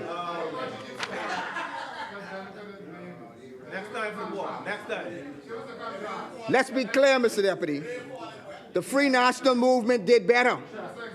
We gave tens of millions in grants and loans to small businesses. We created the Small Business Development Center. We designed and implemented a national incentive program that included targeting VAT rebates for companies hiring Bahamians, duty-free exemptions on vehicles, building material, tools, and inventory. And we made those benefits available to Bahamian businesses in Nassau, in Grand Bahama, and in the Family Islands, not just for the few. That's right. That's what real support for local businesses looks like. This bill must be radically amended. The eligibility threshold must be lowered to $100,000, and new tiers must be created to include medium, small, and medium-sized Bahamian entrepreneurs and Bahamian businesses. If the Davis administration refuses to act, then let the Bahamian people see this bill for what it truly is. It is a payoff for the powerful and a betrayal of every small business. Shame. Mr. Deputy, Shame. Bahamians, let's quickly look at the business license amendment. Shame. This is not just a technical amendment. It is a devastating blow to the rule of law and a direct assault on Bahamian business owners. They quietly deleted Section 25, subsection 2 of the Business License Act, 2023. The government has stripped away one of the most fundamental protections in any democratic society. It is the right to be heard before you are penalized. Under the new 2025 amendment,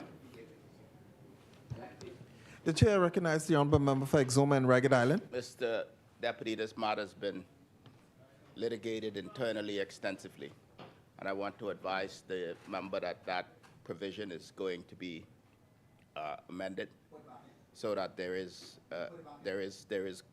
the requirement to show cause. Yes. Thanks for raising it, though. I appreciate the fact that they have listened to the public, and that was wrong. That was wrong. It was wrong. And you took away that fundamental right, and I'm glad that you are now going to put back that fundamental right. Mr. Deputy, if the Davis administration truly believes in transparency and fairness and justice, it must immediately restore the due process in the law. The right to have a free and fair hearing is not a privilege, it is a fundamental right. To take it away is to turn every Bahamian license into a weapon of control. Mr. Deputy, let me move quickly to the VAT amendments. I've heard your answer, so you just said The VAT amendments, Mr. Deputy, that introduces a new clause that fundamentally changes how businesses and organizations can recover VAT on construction projects. Specifically under Section 21 of the revised VAT Act, any project exceeding $1 million in construction costs will no longer be eligible for a VAT input credits unless the building is intended for taxable commercial real estate sale. To put it simply, this means that all the VAT registered entities, including schools, clinics, businesses that construct facilities, will now lose the ability to recover the VAT they are paid on materials, labor, and services. That is, in effect, a 10% VAT. That becomes an added cost, dramatically inflating the project budgets. The government, with little explanation, has decided to tax the very commercial investments that drive job creation and influence economic growth. They do not care about the impact of this provision because they double down on it today. They do not care about the impact of this provision on the growth and expansion plans of medium-sized Bahamian companies. There is no mention of it in the budget communication. The Prime Minister spoke briefly about it today. They impose a crippling 10% penalty on Bahamian businesses. Imagine a private school trying to expand, doctors opening up a clinic in underserved areas, building shelters and other business projects. They will now face an unrecoverable VAT cost in the hundreds of thousands of dollars. They buried it and said nothing to the Bahamian people about this effective new tax. Correct. Now they may try and claim that there is a provision that in this amendment now allows the controller of VAT to exempt you and so on. But Mr. Deputy, that should not happen. They should do the same thing they did with the Business License Act. They should do this and put it back the way that it was. Also, Mr. Deputy, we point out here that as well, in addition to this major new business tax, the government has decided to severely limit how and when a business can obtain refunds on legitimate VAT credits. Today, businesses can apply for refunds whenever the government owes a VAT credit of longer than one tax period. But without explanation or justification, Section 10 of the VAT amendment lays out where the government is proposing that businesses will no longer be entitled to a refund unless you essentially wind up the business. These funds are owed, in layman's terms, Mr. Deputy, you could have applied once you had one section that had passed, one time period that had passed, you could have applied and you could have physically gotten your refund. Now with this effective change, they are now saying that you cannot get that refund back. Only as long as your business continues to operate, you cannot physically get that refund back. In other words, the government is going to keep your money until you wind up your business. Now, please If that doesn't say that, get up and clarify it. But until someone gets up and clarifies that, that is in effect what has taken place. This is oppressive. This is oppressive. This government does not benefit. This budget only benefits the few, Mr. Deputy. It is not for you. Yes, sir. Yes, sir. Mr. Deputy, let me say this. Let me say this clear. Let me say this clear. And let me make this point abundantly clear. They're laughing while people suffer. We all celebrate with Grand Bahama on the signing of the heads of agreement for the redevelopment of the Grand Lucayan. A long overdue step towards revitalization. We remain committed to seeing this project succeed. I live in East Grand Bahama. But celebration does not replace accountability and common sense. And too many serious questions remain unanswered. The Bahamian people own the Grand Lucayan. It doesn't matter what the Prime Minister said about the Hotel Corporation, the Lucayan renewal. The Bahamian people own the asset. So, why haven't they told the full terms of the sale? Has the $120 million purchase price actually been paid? If not, how much has been paid? We don't see it in the budget. Will the resort close? What happens to the workers? You know, Mr. Deputy, I speak to them every day. And why haven't they been properly informed? Why has the workers not been informed? You wouldn't know because you was under the influence. No one has spoken to the workers. The power was a little heavy. No one has spoken to the workers. And actually, Mr. Deputy, can we confirm who is in charge of the property right now? The government says that the deal will be done in phases. 120 in the bank. But what does that mean? 120 bank. What's in phase one? And what exactly is a retention framework? The Office of the Prime Minister referenced. What is that? Does it involve public monies? And if so, how much? And we ask plainly, is the public still subsidizing the hotel? If so, for how long? Have the owners or the board of Lucayan Renewal Holdings changed? And if it has, to who? There has been no disclosure about the concessions that have been granted. Why the secrecy?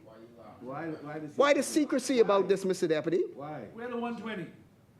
This is not just a hotel deal. This is a matter of national interest. And the people's asset cannot be traded behind closed doors, Mr. Deputy. They deserve transparency, not just PR. But, Mr. Deputy, let's be clear as I close. Let us be clear. Economic success, if not defined by balance sheets, is not defined by balance sheets. Ride or die. It is measured by how well a government meets the needs of its people. And by that measure, this government has failed.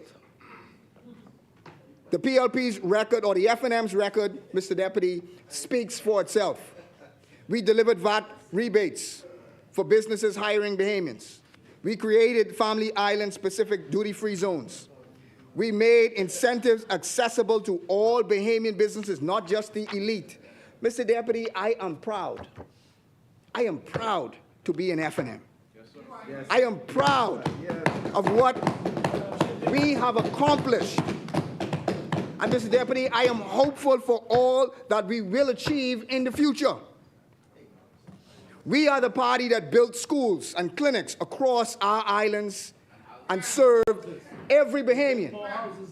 We are the party that built the judicial complex in Freeport, expanded access to justice for the many. We are the party that brought the container port and the shipyard to Freeport, transforming the economy and creating lasting jobs for the many. We are the party that modernized LPIA, completed the New Providence Road Improvement Project, and dredged the Nassau Harbor, and signed the deal for the Nassau Cruise Port to expand tourism's reach for the many. That is what the FNM did. Mr. Deputy, we are the party that extended electricity, water, broadband into neglected family island communities. That's what the FNM stands for. We are the party that made University of the Bahamas and BTVI free for Bahamians, unlocking opportunities for many, including BAMSI, Mr. Deputy.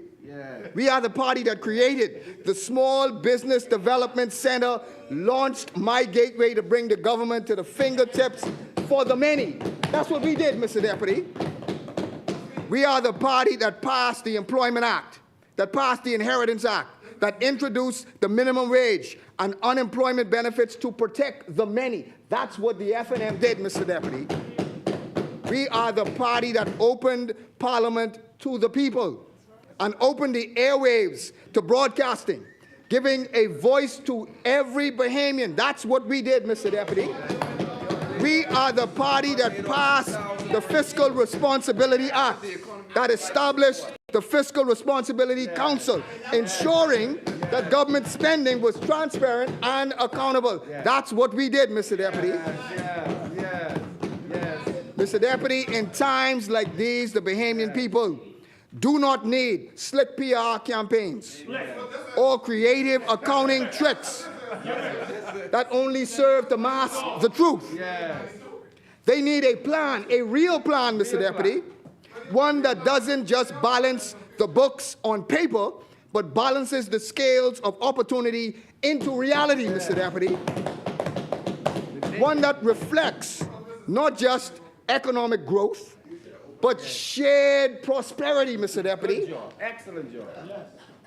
The Bahamian people need a government that doesn't just govern for the few, but governs for all, governs for the many. Mr. Deputy, a government that listens before it spends. The Bahamian people need that plans before it promises, and that delivers before it celebrates.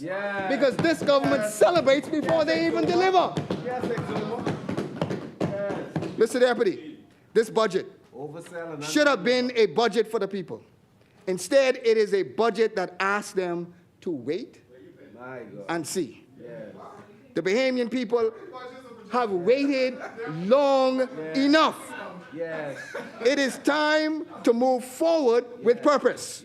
The Free National Movement believes in an economy that works for everyone, Mr. Deputy, not just for those who are in boardrooms or cabinet rooms, but for the taxi driver, for the teacher, for the nurse, for the fisherman in East Grand Bahama, Mr. Deputy, for the entrepreneur with a dream. We believe in a Bahamas where your future is not dictated by your last name. That's right. Or your constituency, or who you know, but by your willingness to work hard, to create, to serve, and to rise. We believe The naked truth, not dressed up in three-piece.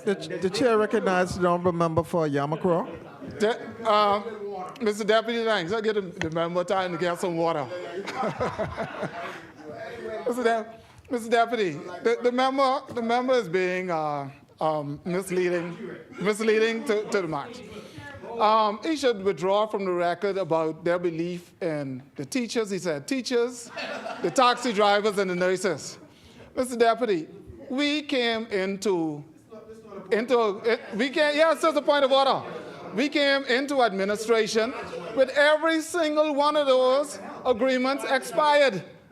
For teachers, nurses, taxi drivers, every single person he's talking about. So where's this belief in these people all of a sudden?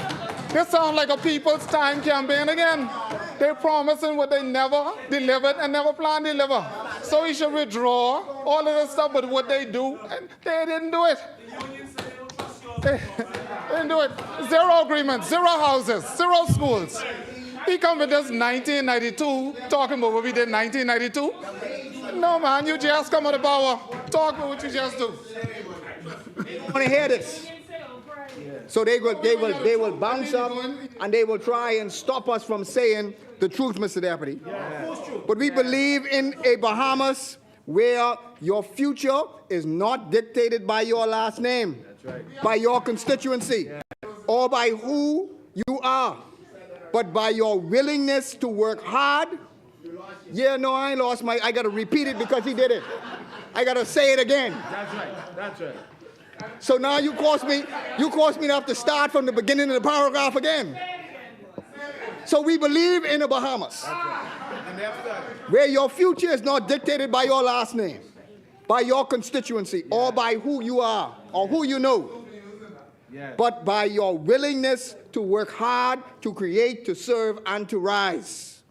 We believe in a real sovereign wealth fund and empowering Bahamians to own land, to start businesses, to build wealth, and to pass that wealth on to their children. We believe in an accountable government. And I can say that again. We believe in an accountable government that treats every tax dollar as sacred and invests in what matters most, like education, healthcare, infrastructure, and the people. We believe in a resilient Bahamas where we don't just bounce back from adversity, but we bounce forward. We bounce stronger, smarter, and more unified than before. That's what we believe in on this side, Mr. Deputy. And above all, we believe in the Bahamian people. We believe in their strength. We believe in their brilliance, in their capacity to lead this nation into a new era of opportunity, of fairness, and of hope. Mr. Deputy, this is what the Bahamian people deserve.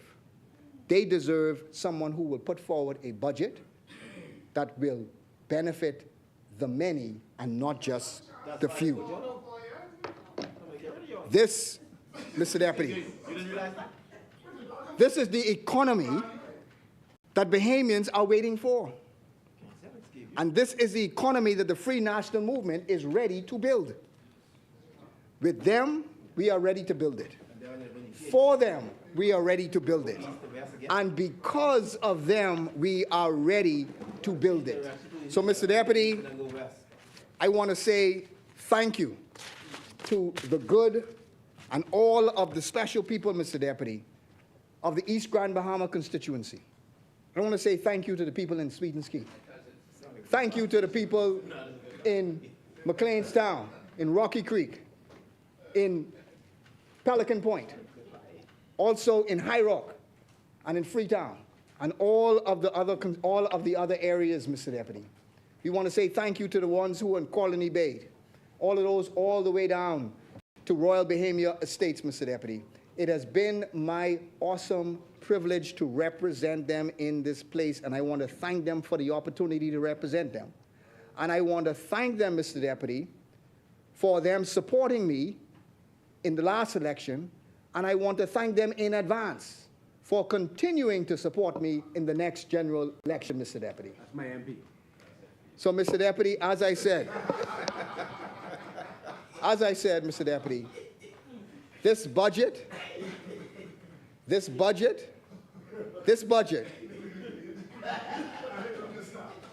will not only benefits the few, Mr. Deputy. Bahamians, this budget is not for you. Thank you very much, Mr. Deputy. Thank you, Honourable Member. The Chair recognizes the Honourable Member for Exome and Ragged Island. No, Mr. Deputy, I wanted to remind the member for East Grand Bahama that in the midst of his bashing the surplus and then begging us to spend more and the various other contradictions, he promised to lay on the table evidence that there was a surplus 30 years ago. I invite him to do so. He promised to do it on completion of his speech. I invite him to do it right now. or to withdraw it, Mr. Deputy. Thank you, honorable member. I'm inviting him. Honorable member, are you going to lay the documents? Thank you, honorable member. The chair recognizes the honorable member for Kalani.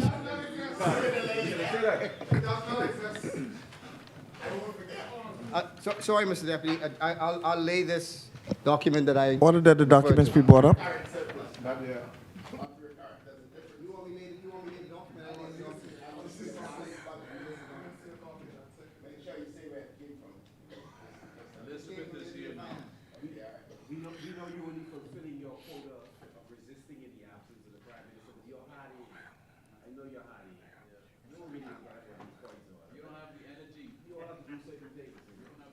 Order that the documents do lie on the table. The chair recognizes the honorable member for Kalani. Kalani. You filled your quota. You did your quota. Honorable member, the Thank you very much, chair Mr. recognizes Deputy. Kalani. Mr. Deputy, I rise on a point of clarification. Member for Yamacraw, who said that I said we were going to deal with the poor next time, and gave the impression that we did nothing for the poor. Mr. Deputy, with respect for what we did for the poor, the best way to look after the poor is to improve education and ensure that they have proper education and health. Mr. Deputy, we made University of Bahamas free to all Bahamians. We made BTVI free to all Bahamians. We made BAMSI free to all Bahamians.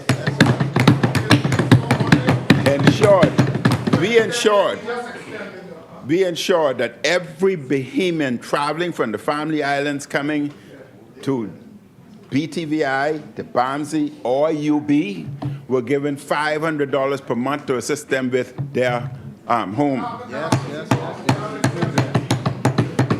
We made available free preschool to all Bahamians. We made available. We gave the private preschools millions and millions of dollars to ensure that they expanded to accommodate more individuals, and every Bahamian that they accepted, they were paid $2,000 per year. We wanted to ensure that every Bahamian had an opportunity. We ensured for the family islands,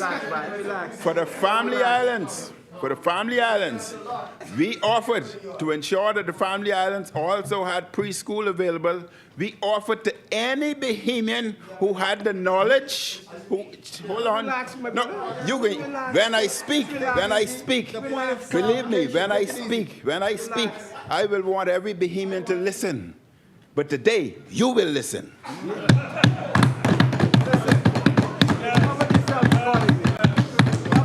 Mr. Deputy, may I finish, Mr. Deputy? Just let me clarify. I just want to clarify, how long are you going to be so I can let him? I have about 4 minutes. 4 minutes. Honorable member, can you give him 4 minutes and then I give you... Mr. Deputy. 3 minutes, honorable member. Thank you very much, Mr. Deputy. And then... Thank you very much. Yeah. Thank you very much. Honorable member for Kalani. Honorable member. I understand you don't want to be Mr. Honorable member for Kalani. The chair recognizes the honorable member for Exum and Ragged Island. I want to be respectful to the former Prime Minister, Mr. Deputy, but I want him to be respectful of us. He has 1 hour to present. He ought not to,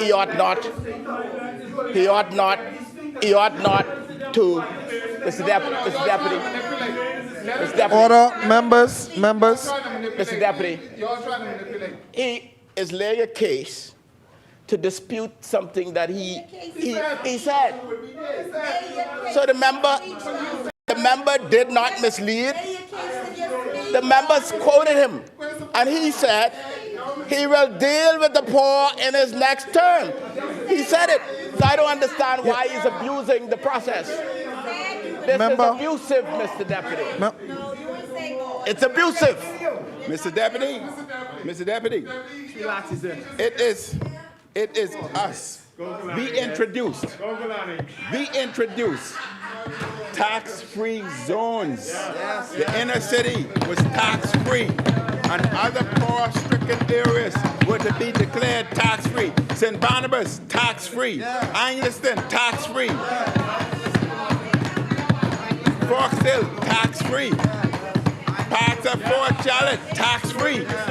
Gambia, tax-free. Mr. Deputy, we introduced to assist, hold on, the Wi-Fi program that you try to take carriage of, we introduced the Wi-Fi program to ensure that Bahamians had access. We introduced. He's wrapping up. You don't want to hear it. You don't want to hear it. I have 1 hour. Honorable member. God forbid I will take 1 hour. But Mr. Deputy. Honorable member, are you wrapping up? Yeah. All government subdivisions, we introduced a bill in 2018 called the Affordable Home Tax Act, where all government subdivisions are tax-free.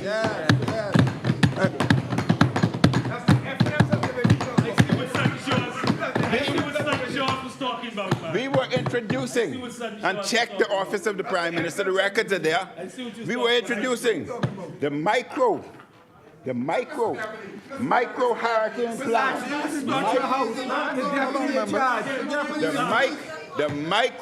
hurricane plan.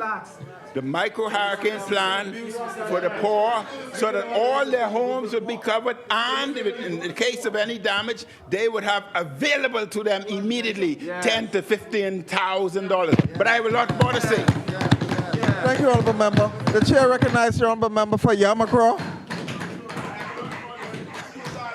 Mr. Deputy.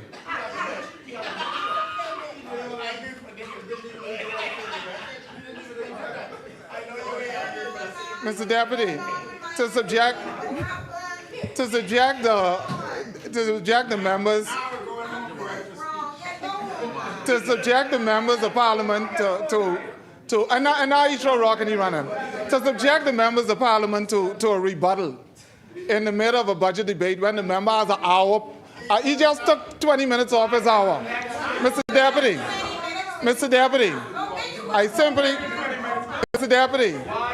I simply said what the member said, that in the next term they would look out for the poor. He could have stand up and refuted that he said it. He actually said that. Also, a number of the initiatives were not introduced by the member. The free tuitions at BTVI and the University of the Bahamas / College of the Bahamas were introduced since the Pinland era.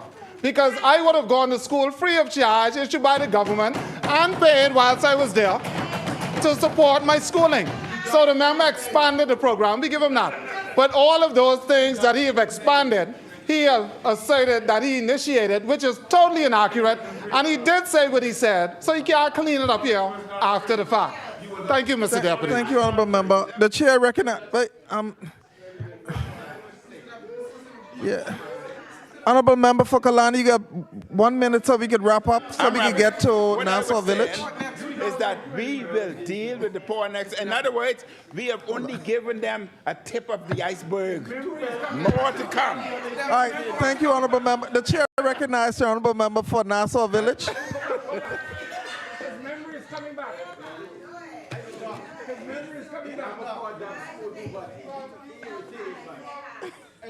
They can make you lead after this stuff. They can put you back and steal the dog. You straight. Hey, look at that. That was a good opportunity to act for the whole quiet. The chair recognizes the honorable member for Nassau Village. Mr. Deputy, I thank you. I thank you for recognizing me. I rise once again in this honorable house, confident with the support of the constituents of Nassau Village. And Mr. Deputy, it was quite disturbing, to hear members reflect on the initiatives that they would have put forward from 1992. Mr. Deputy, I was 4 years old. I was 4 years old on the stuff that they were talking about, which speaks to an F&M that has done little to nothing since their inception, Mr. Deputy. Mr. Deputy, Mr. Deputy, Let's go village. Mr. Deputy, Let's get a village. again, Let's get a village, y'all. Mr. Deputy, I thank you once again for recognizing me. To my beloved constituents, I thank you for giving me the confidence and reposing your confidence in me to represent you in this honorable House. Mr. Deputy, as I rise today, God has always opened up our eyes and has opened up our eyes with a hope that we are better for tomorrow. I want to take this moment to address the successes and the hopes and the challenges of my constituents in the constituency of Nassau Village.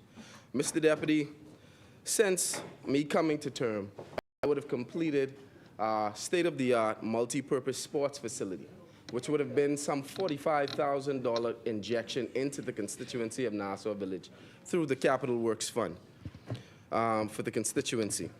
Mr. Deputy, there has been much talk around crime prevention and also safer communities. And I am pleased to also announce that the Nassau Village Multi-Purpose Community Center has been completed in December and has been up and functioning from January of this year to this point, non-stop.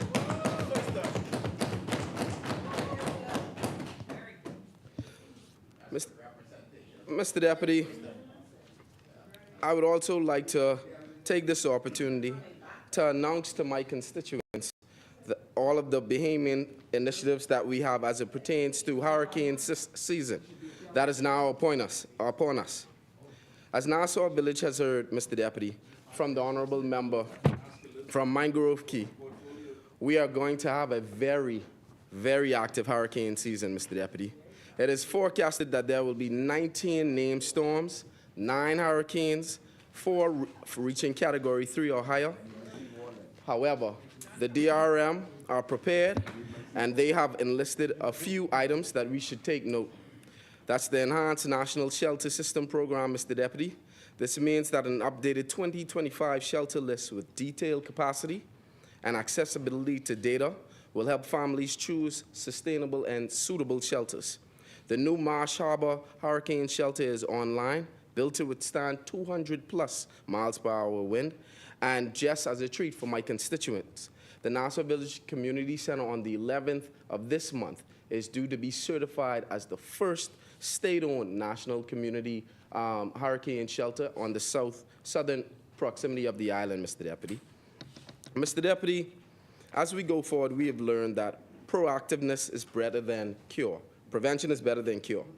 And all things related to Disaster Risk Management Authority, which has been active during off-season months, focusing on readiness, Mr. Deputy. The DRM also has revamped disaster exercises, which are simulations carried out to better tailor training for each island's unique challenges in an effort to save lives. Mr. Deputy, we must not only speak about climatic preparedness, but we must move forward in our fight against the scourge of climate change. Of course, Mr. Deputy, the rain this week reminds us of how quickly our country can lose it all. And one clap of thunder and one storm gust of wind, it can all be gone. This is not a partisan fact, Mr. Deputy. It is a geographic one, and it affects all of us, including my constituents. Mr. Deputy, I therefore urge all Nassau villagers to get underway with their family and personal preparedness plans ahead of the formation of active storms in our region. Mr. Deputy, as the seasons roll on, I will do my part to support all of my constituents as best as I can, providing tree clearing, removal of hazardous vehicles or other hazards, drainage clearing, storm readiness, and other recovery efforts where needed. Mr. Deputy, Nassau Village always stands ready and prepared to face the challenges of the day. But moving on to today's budget, Mr. Deputy, I want to say that Nassau villagers are hardworking people, not asking for a handout from anyone, but willing to lend a hand to everyone.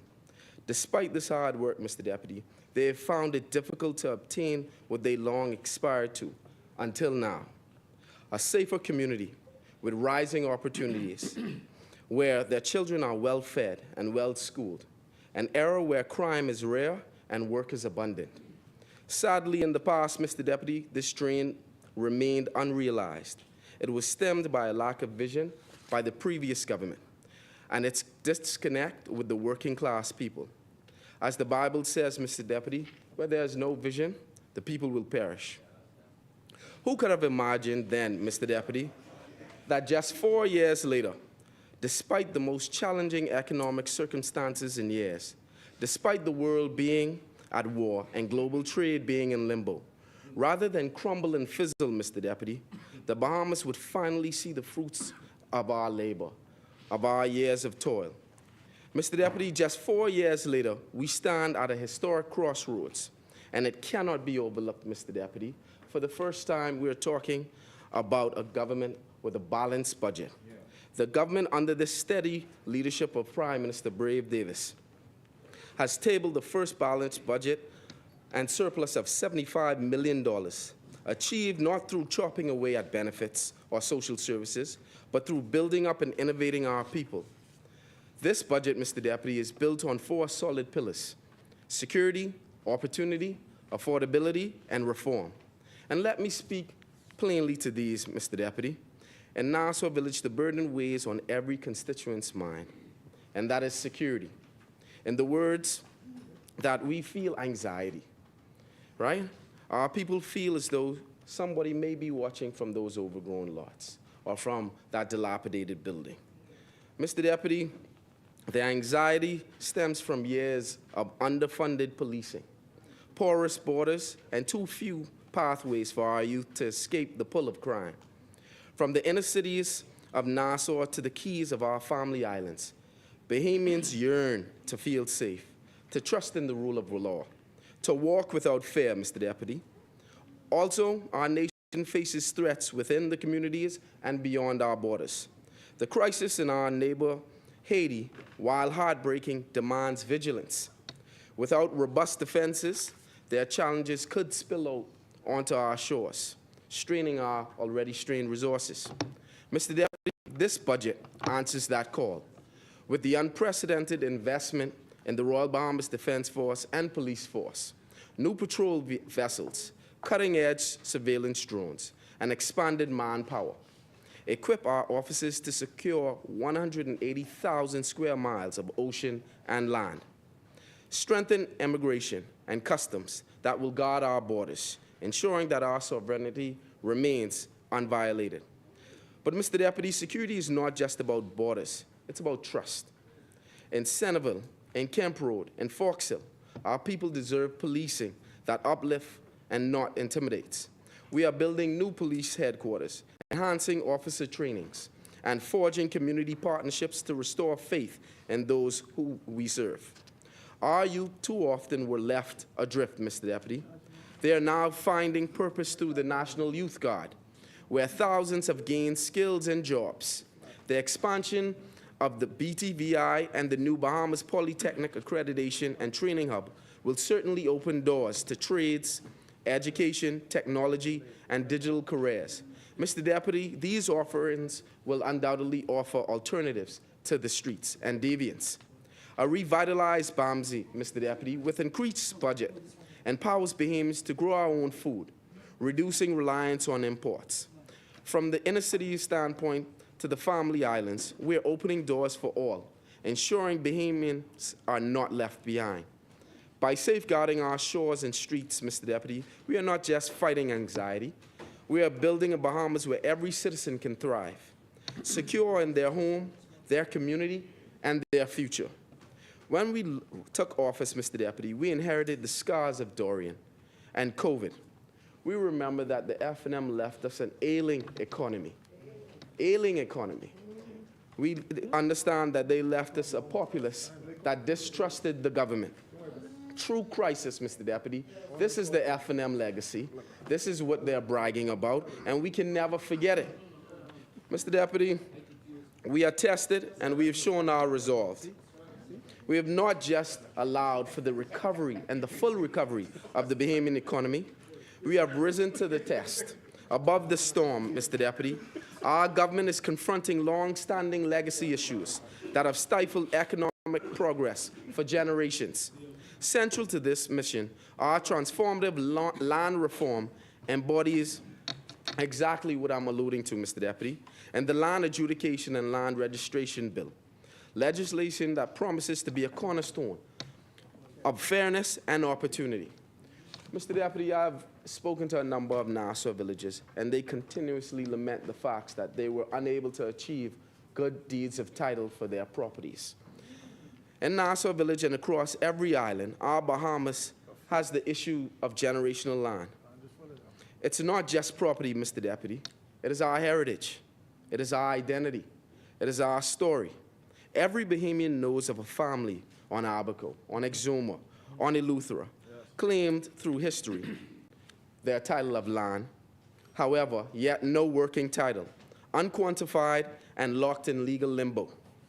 This land, rich with our ancestors' legacy, Mr. Deputy, has left too many of us land rich but cash poor, unable to leverage our bright birthright or our economic advantage. Mr. Deputy, these bills will effectively change that. We are moving from an outdated deed-based system to a modern title-based registry. Every parcel will receive a unique identification number, and owners will hold legal certificates as indisputable proof of ownership. Mr. Deputy, adjudicators supported by community-based teams will hear claims, assess evidence, and resolve disputes. An independent land tribunal will also be appointed. Once settled, registered land will be secure, free from overlapping claim, and accessible for mortgages, Mr. Deputy, accessible for investments, accessible for true development. This is the reform empowerment that our government has brought to Bahamians, to transform family land into engines of prosperity, building homes, starting businesses, or securing loans. It also strengthens our sovereignty, ensuring Bahamian land remains in Bahamian hands, Mr. Deputy, proving that this government is committed to justice, committed to equity, and the economic liberation of our Bahamian people. But, Mr. Deputy, land is not only an asset we are securing for our people. In this digital age where a single video can spark instant stardom and unimaginable wealth, the creative genius of our artists can become a fresh creek of opportunities for Bahamians. Mr. Deputy, for far too long, inner city youth in places like Over the Hill have seen their music, their art, and their stories exploited or stolen by producers or lost to informal markets with no legal protection. We would all recall the national phenom, and most funny guy, what's his name? Get Them Reggie. He would not have made the millions that he would have made had we actually pushed forward our intellectual property bill before this time, Mr. Deputy. This government, the first to pass the intellectual property rights law for artists and creatives, is changing the narrative. The IPRL, enacted as part of our 2024 Intellectual Property Compendium, grants artists automatic copyright protection. The moment they create a song, Mr. Deputy, a painting, a film, or a story, this means exclusive control over how their work is reproduced, distributed, or performed, ensuring that they reap the royalties and licensing fees they deserve. A formal registration process managed by the new Intellectual Property Office provides digital archiving and certificates to prove ownership, safeguarding against theft or unauthorized use. By joining international treaties like the Berne Convention, Mr. Deputy, the Rome Convention, we are aligning the Bahamas with true global standards, allowing our artists to protect their work, not just at home, but worldwide. For upcoming artists in our inner cities, this is a game changer. A young rapper in Soldier Road can now license his music to stream on platforms, confident that his earnings are secure. A visual artist in Nassau Village can sell her designs to tourism campaigns, knowing her creations are legally hers. With clear IP rights, these creatives become more attractive to investors, Mr. Deputy, collaborators, and global markets, turning talent into sustainable wealth. It doesn't stop there, Mr. Deputy. This budget's upskill program equips them with digital marketing and business skills, while the Tiny Marketplace and Creative Entrepreneurs Initiatives connects them to larger markets from family islands to international tourists. This is about more than intellectual property, Mr. Deputy. It's about possibility. The IPRL, alongside land reform, diversifies our economy beyond tourism, building a knowledge economy where creativity is currency. It offers a legitimate path to economic mobility, reducing the reliance on informal or illegal activity. Yet, Mr. Deputy, we know the challenges remain. We must ensure registration is affordable, enforceable, and robust. The digital access must be universal. Our commitment to these supports through the Small Business Development Corporation, the Venture Capital Fund creation, and programs for entrepreneurs with disability will make this vision a reality. Mr. Deputy, while these measures unlock the economic potential of our people, another pressing issue has weighed on Bahamians, and that's the cost and quality of life for all Bahamians, but mostly the consideration of the cost of electricity. The price of power determines whether a new business in an over-the-hill community can open its doors, Mr. Deputy, whether a family in Stocks Avenue can build a home, or whether a small shop in Baines in Grantstown can keep its lights on. Today, our reliance on imported fossil fuels, a resource we don't produce, has chained us to a costly, fragile system that has punished all of us, Mr. Deputy. The Bahamas Power and Light Company runs on oil-based systems, which are not only expensive, but prone to mechanical failures. Every breakdown, every delay in spare parts means blackouts or higher costs passed on to the consumers. We import fuel from abroad, leaving us at the mercy of global conflicts, supply chain disruptions, and volatile extractive prices. As a small market, the shipping of oil and gas to our islands carries a premium, inflating bills that inner-city families and small businesses just cannot afford, Mr. Deputy. When hurricanes or geopolitical shocks disrupt supplies, it is the single mother in Nassau village that feels the shock. It is the single father in Baines and Grantstown who feels the squeeze. But, Madam Deputy, we are not powerless. The Bahamas is blessed with an abundance of sunlight.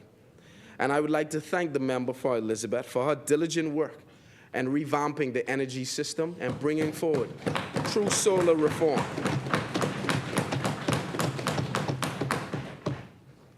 Mr. Deputy, this is not about abandoning fossil fuels overnight. It is about taking control of our future today. Mr. Deputy, solar energy will, and as we can see, is lowering our electricity bills once the grid come online fully, making it easier for inner-city entrepreneurs to start businesses, for families to power their homes, and for communities to thrive. Cheaper, reliable energy means more jobs, Mr. Deputy. Cheaper, reliable energy means more opportunities, Mr. Deputy. Cheaper, reliable energy means less financial strain on those pockets and Bahamian wallets. Just as we are securing land titles for Bahamians, we must continue to secure affordable energy for all, because in Nassau Village and in the rest of the Bahamas, inner cities and across our family islands, access to power is access to hope. Access to affordable power is access to dignity, access to progress. Mr. Deputy, just as we are taking back sovereignty of our energy sector, we are cultivating a future where the Bahamas feeds itself. Our $1 billion annual food import strains our economy and leaves us truly vulnerable to external shocks and disruptions. Mr. Deputy, non-U.S. imports from non-traditional partners, while vital, often pass through this costly hub, a practice we cannot sustain in today's uncertain world. Our vision is a nation that grows its own food, Mr. Deputy, that reduces export dependency, and empowers its farmers to lead the way. Mr. Deputy, this budget invests heavily in agricultural sustainability, with a 200% increase in support for farmers, expanding the agricultural budget from $25 million to $35 million. The Bahamas Agriculture and Marine Science Institute, BAMSI, is at the heart of this transformation, with a $7 million investment in greenhouse parks across Eleuthera, across Long Island, across Cat Island, across Exuma, and North Andros. Mr. Deputy, BAMSI is targeting a 30% reduction in vegetable imports by enabling year-round production of tomatoes, peppers, onions, and lettuce. About a week ago, this government, Mr. Deputy, signed an MOU for 5 hydroponic farms in New Providence. Grand Bahama, Abaco, Andros, and Cat Island, further boosting our local production. But, Mr. Deputy, there's still more. The Golden Yo program, championed by the Minister of Agriculture, is a cornerstone of our security strategy. With a $9 million investment, we are budgeting pullet buildings for 25,000 chicks, dual-layer houses for 20,000 hens, and an egg processing facility. Chicks, 25,000. Right? It's all in the budget. It's all in the budget. Baby chicks. Mr. Deputy, aiming for self-sufficiency in egg production within the next year. And I repeat that. This is all in an attempt to achieve self-sufficiency in egg production within the next year. This initiative, alongside BAMSI's North Andros Poultry Farm, will slash the $30 million poultry import bill by $10 million annually, putting affordable eggs on every Bahamian table, Mr. Deputy. It is not enough, Mr. Deputy, to make an effort today. We must also maintain the momentum for the future. That is why our Center for Food and Nutrition Security will drive innovation through urban farms, climate-smart agriculture training, and seed banks, ensuring no community, from Camp Road to Camps Bay, is left behind. I thank the Minister of Agriculture for his tireless leadership in planting these seeds for the future. Thank you. From Camp to Camp. From Camp Road to Camp Bay.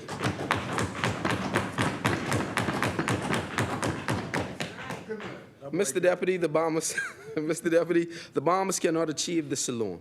Our traditional trade partners, heavily reliant on U.S. routes like Miami, must be reworked and retooled to cut costs and enhance resilience. Non-U.S. imports from partners in Latin America, the Caribbean, and beyond are critical.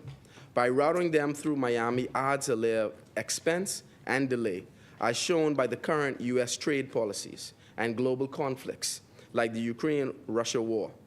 This government, through the Ministry of Foreign Affairs, where I serve as Parliamentary Secretary, is pivoting to a trade-focused strategy, forging new lines of commerce to secure economic future. For example, Mr. Deputy, the recent signing of an air service agreement with El Salvador, sealed by Ambassador Bastian, with further agreements proposed with Guatemala and Honduras. These pacts open direct trade routes, bypassing costly intermediaries and fostering closer ties with Central America.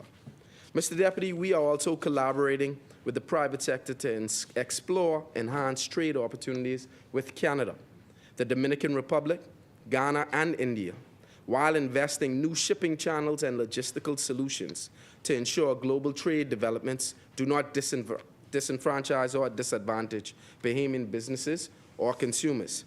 Mr. Deputy, a key example of this strategy is our response to soaring egg prices in the United States, where bird flu drove costs to $10 per dozen.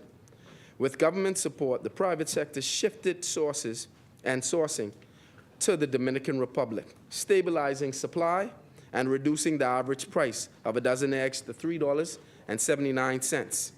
The Bahamas compared to $5.60 in Florida. Mr. Deputy, this saved Bahamian consumers millions and proved that the strategy and strategic advantage of diversifying our trade partnerships would benefit us all. By building direct routes and new alliances, we are shielding our economy and empowering our people with affordable, reliable goods. Mr. Deputy, as this government continues its work, we are driven by this principle. Progress must lift every Bahamian, not burden them. This government is committed to ensuring that as the Bahamas advances, the cost of the government becomes lighter for our people, especially for those families in over-the-hill communities, the small business owners in Abaco, and the farmers in Andres. Mr. Deputy, equally, we are ensuring fairness so that every sector, from cruise lines to corporate giants, contribute equitably to our shared prosperity. This budget delivers on the promise of easing financial strains on our citizens, while demanding accountability from those who benefit greatly from our nation's wealth. Mr. Deputy, we have heard the cries of Bahamian families struggling with the cost of essentials: diapers for babies, medicines for the sick, fuel for cooking. Effective September 1st, 2025, this budget slashes taxes and duties to make life that much more affordable.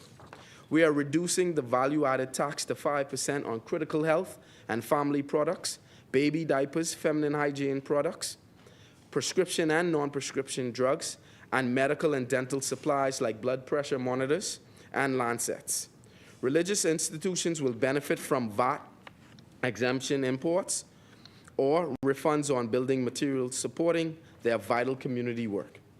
Mr. Deputy, customs duties are being eliminated on digital and changeable letter signs for churches, refracting cement, copper fittings, screws, nuts, and bolts, materials that homes and businesses utilize to conduct their work and also to thrive.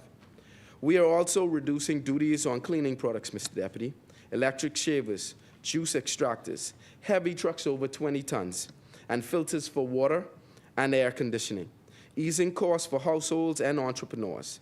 The 40%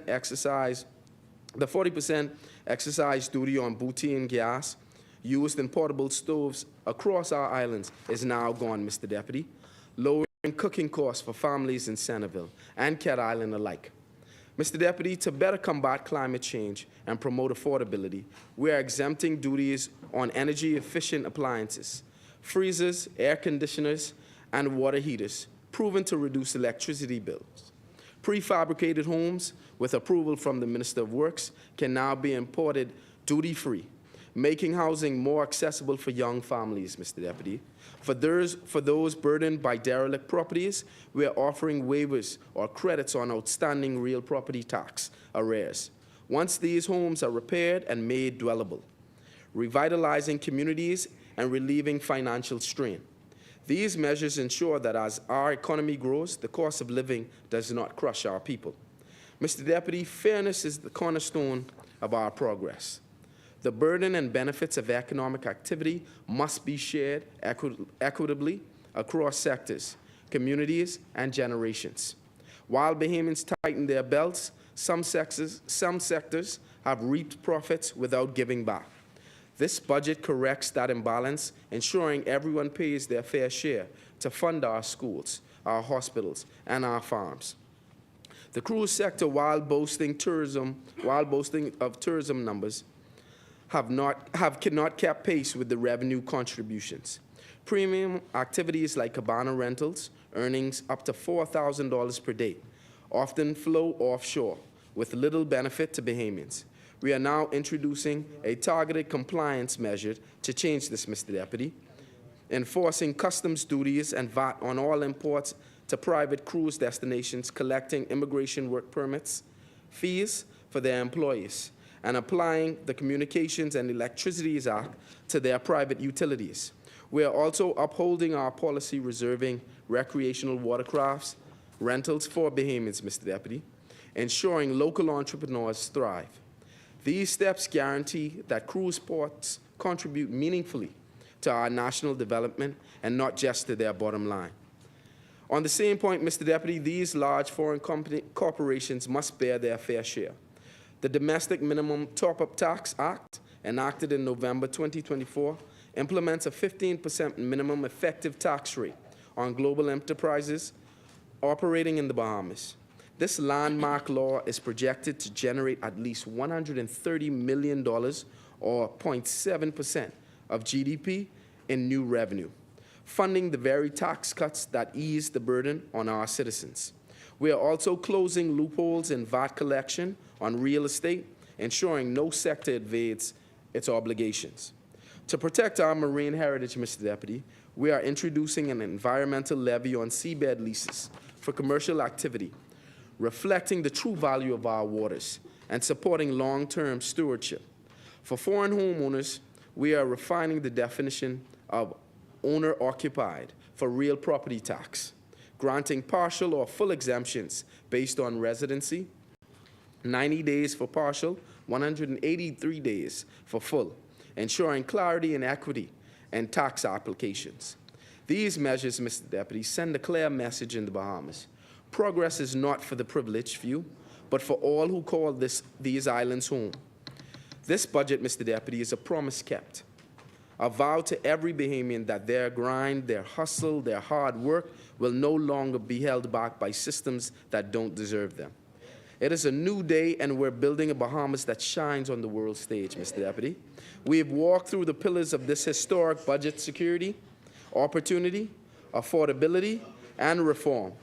We're locking down our streets and shores with new patrol vessels, drones, and community policing, so our youth can walk without the fear of somebody watching over them, without the anxiety, and our borders stand firm against external threats.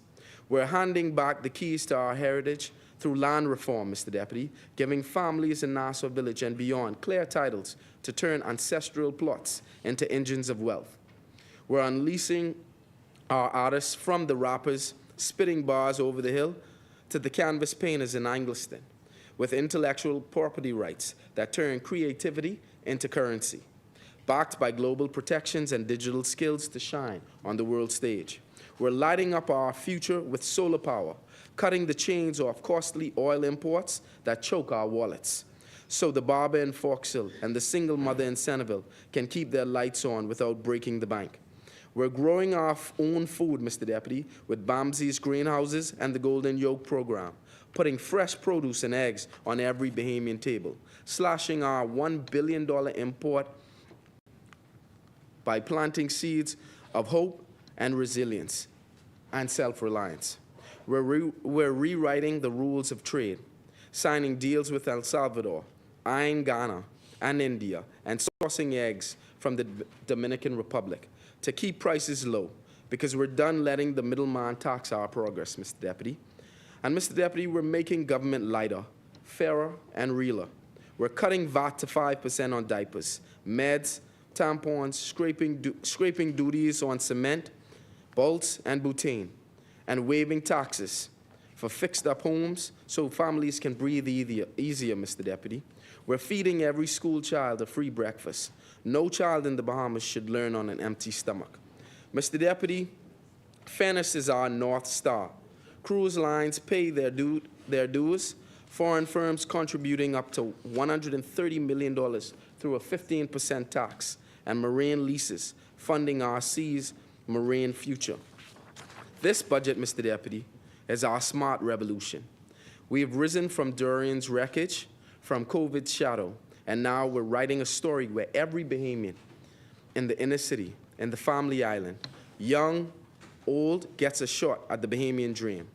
It is a Bahamas where security is real, where opportunity is equal, affordability is now, and reform is underway. Mr. Deputy, Nassau Village supports this budget. Thank you. Thank you, Honorable Member.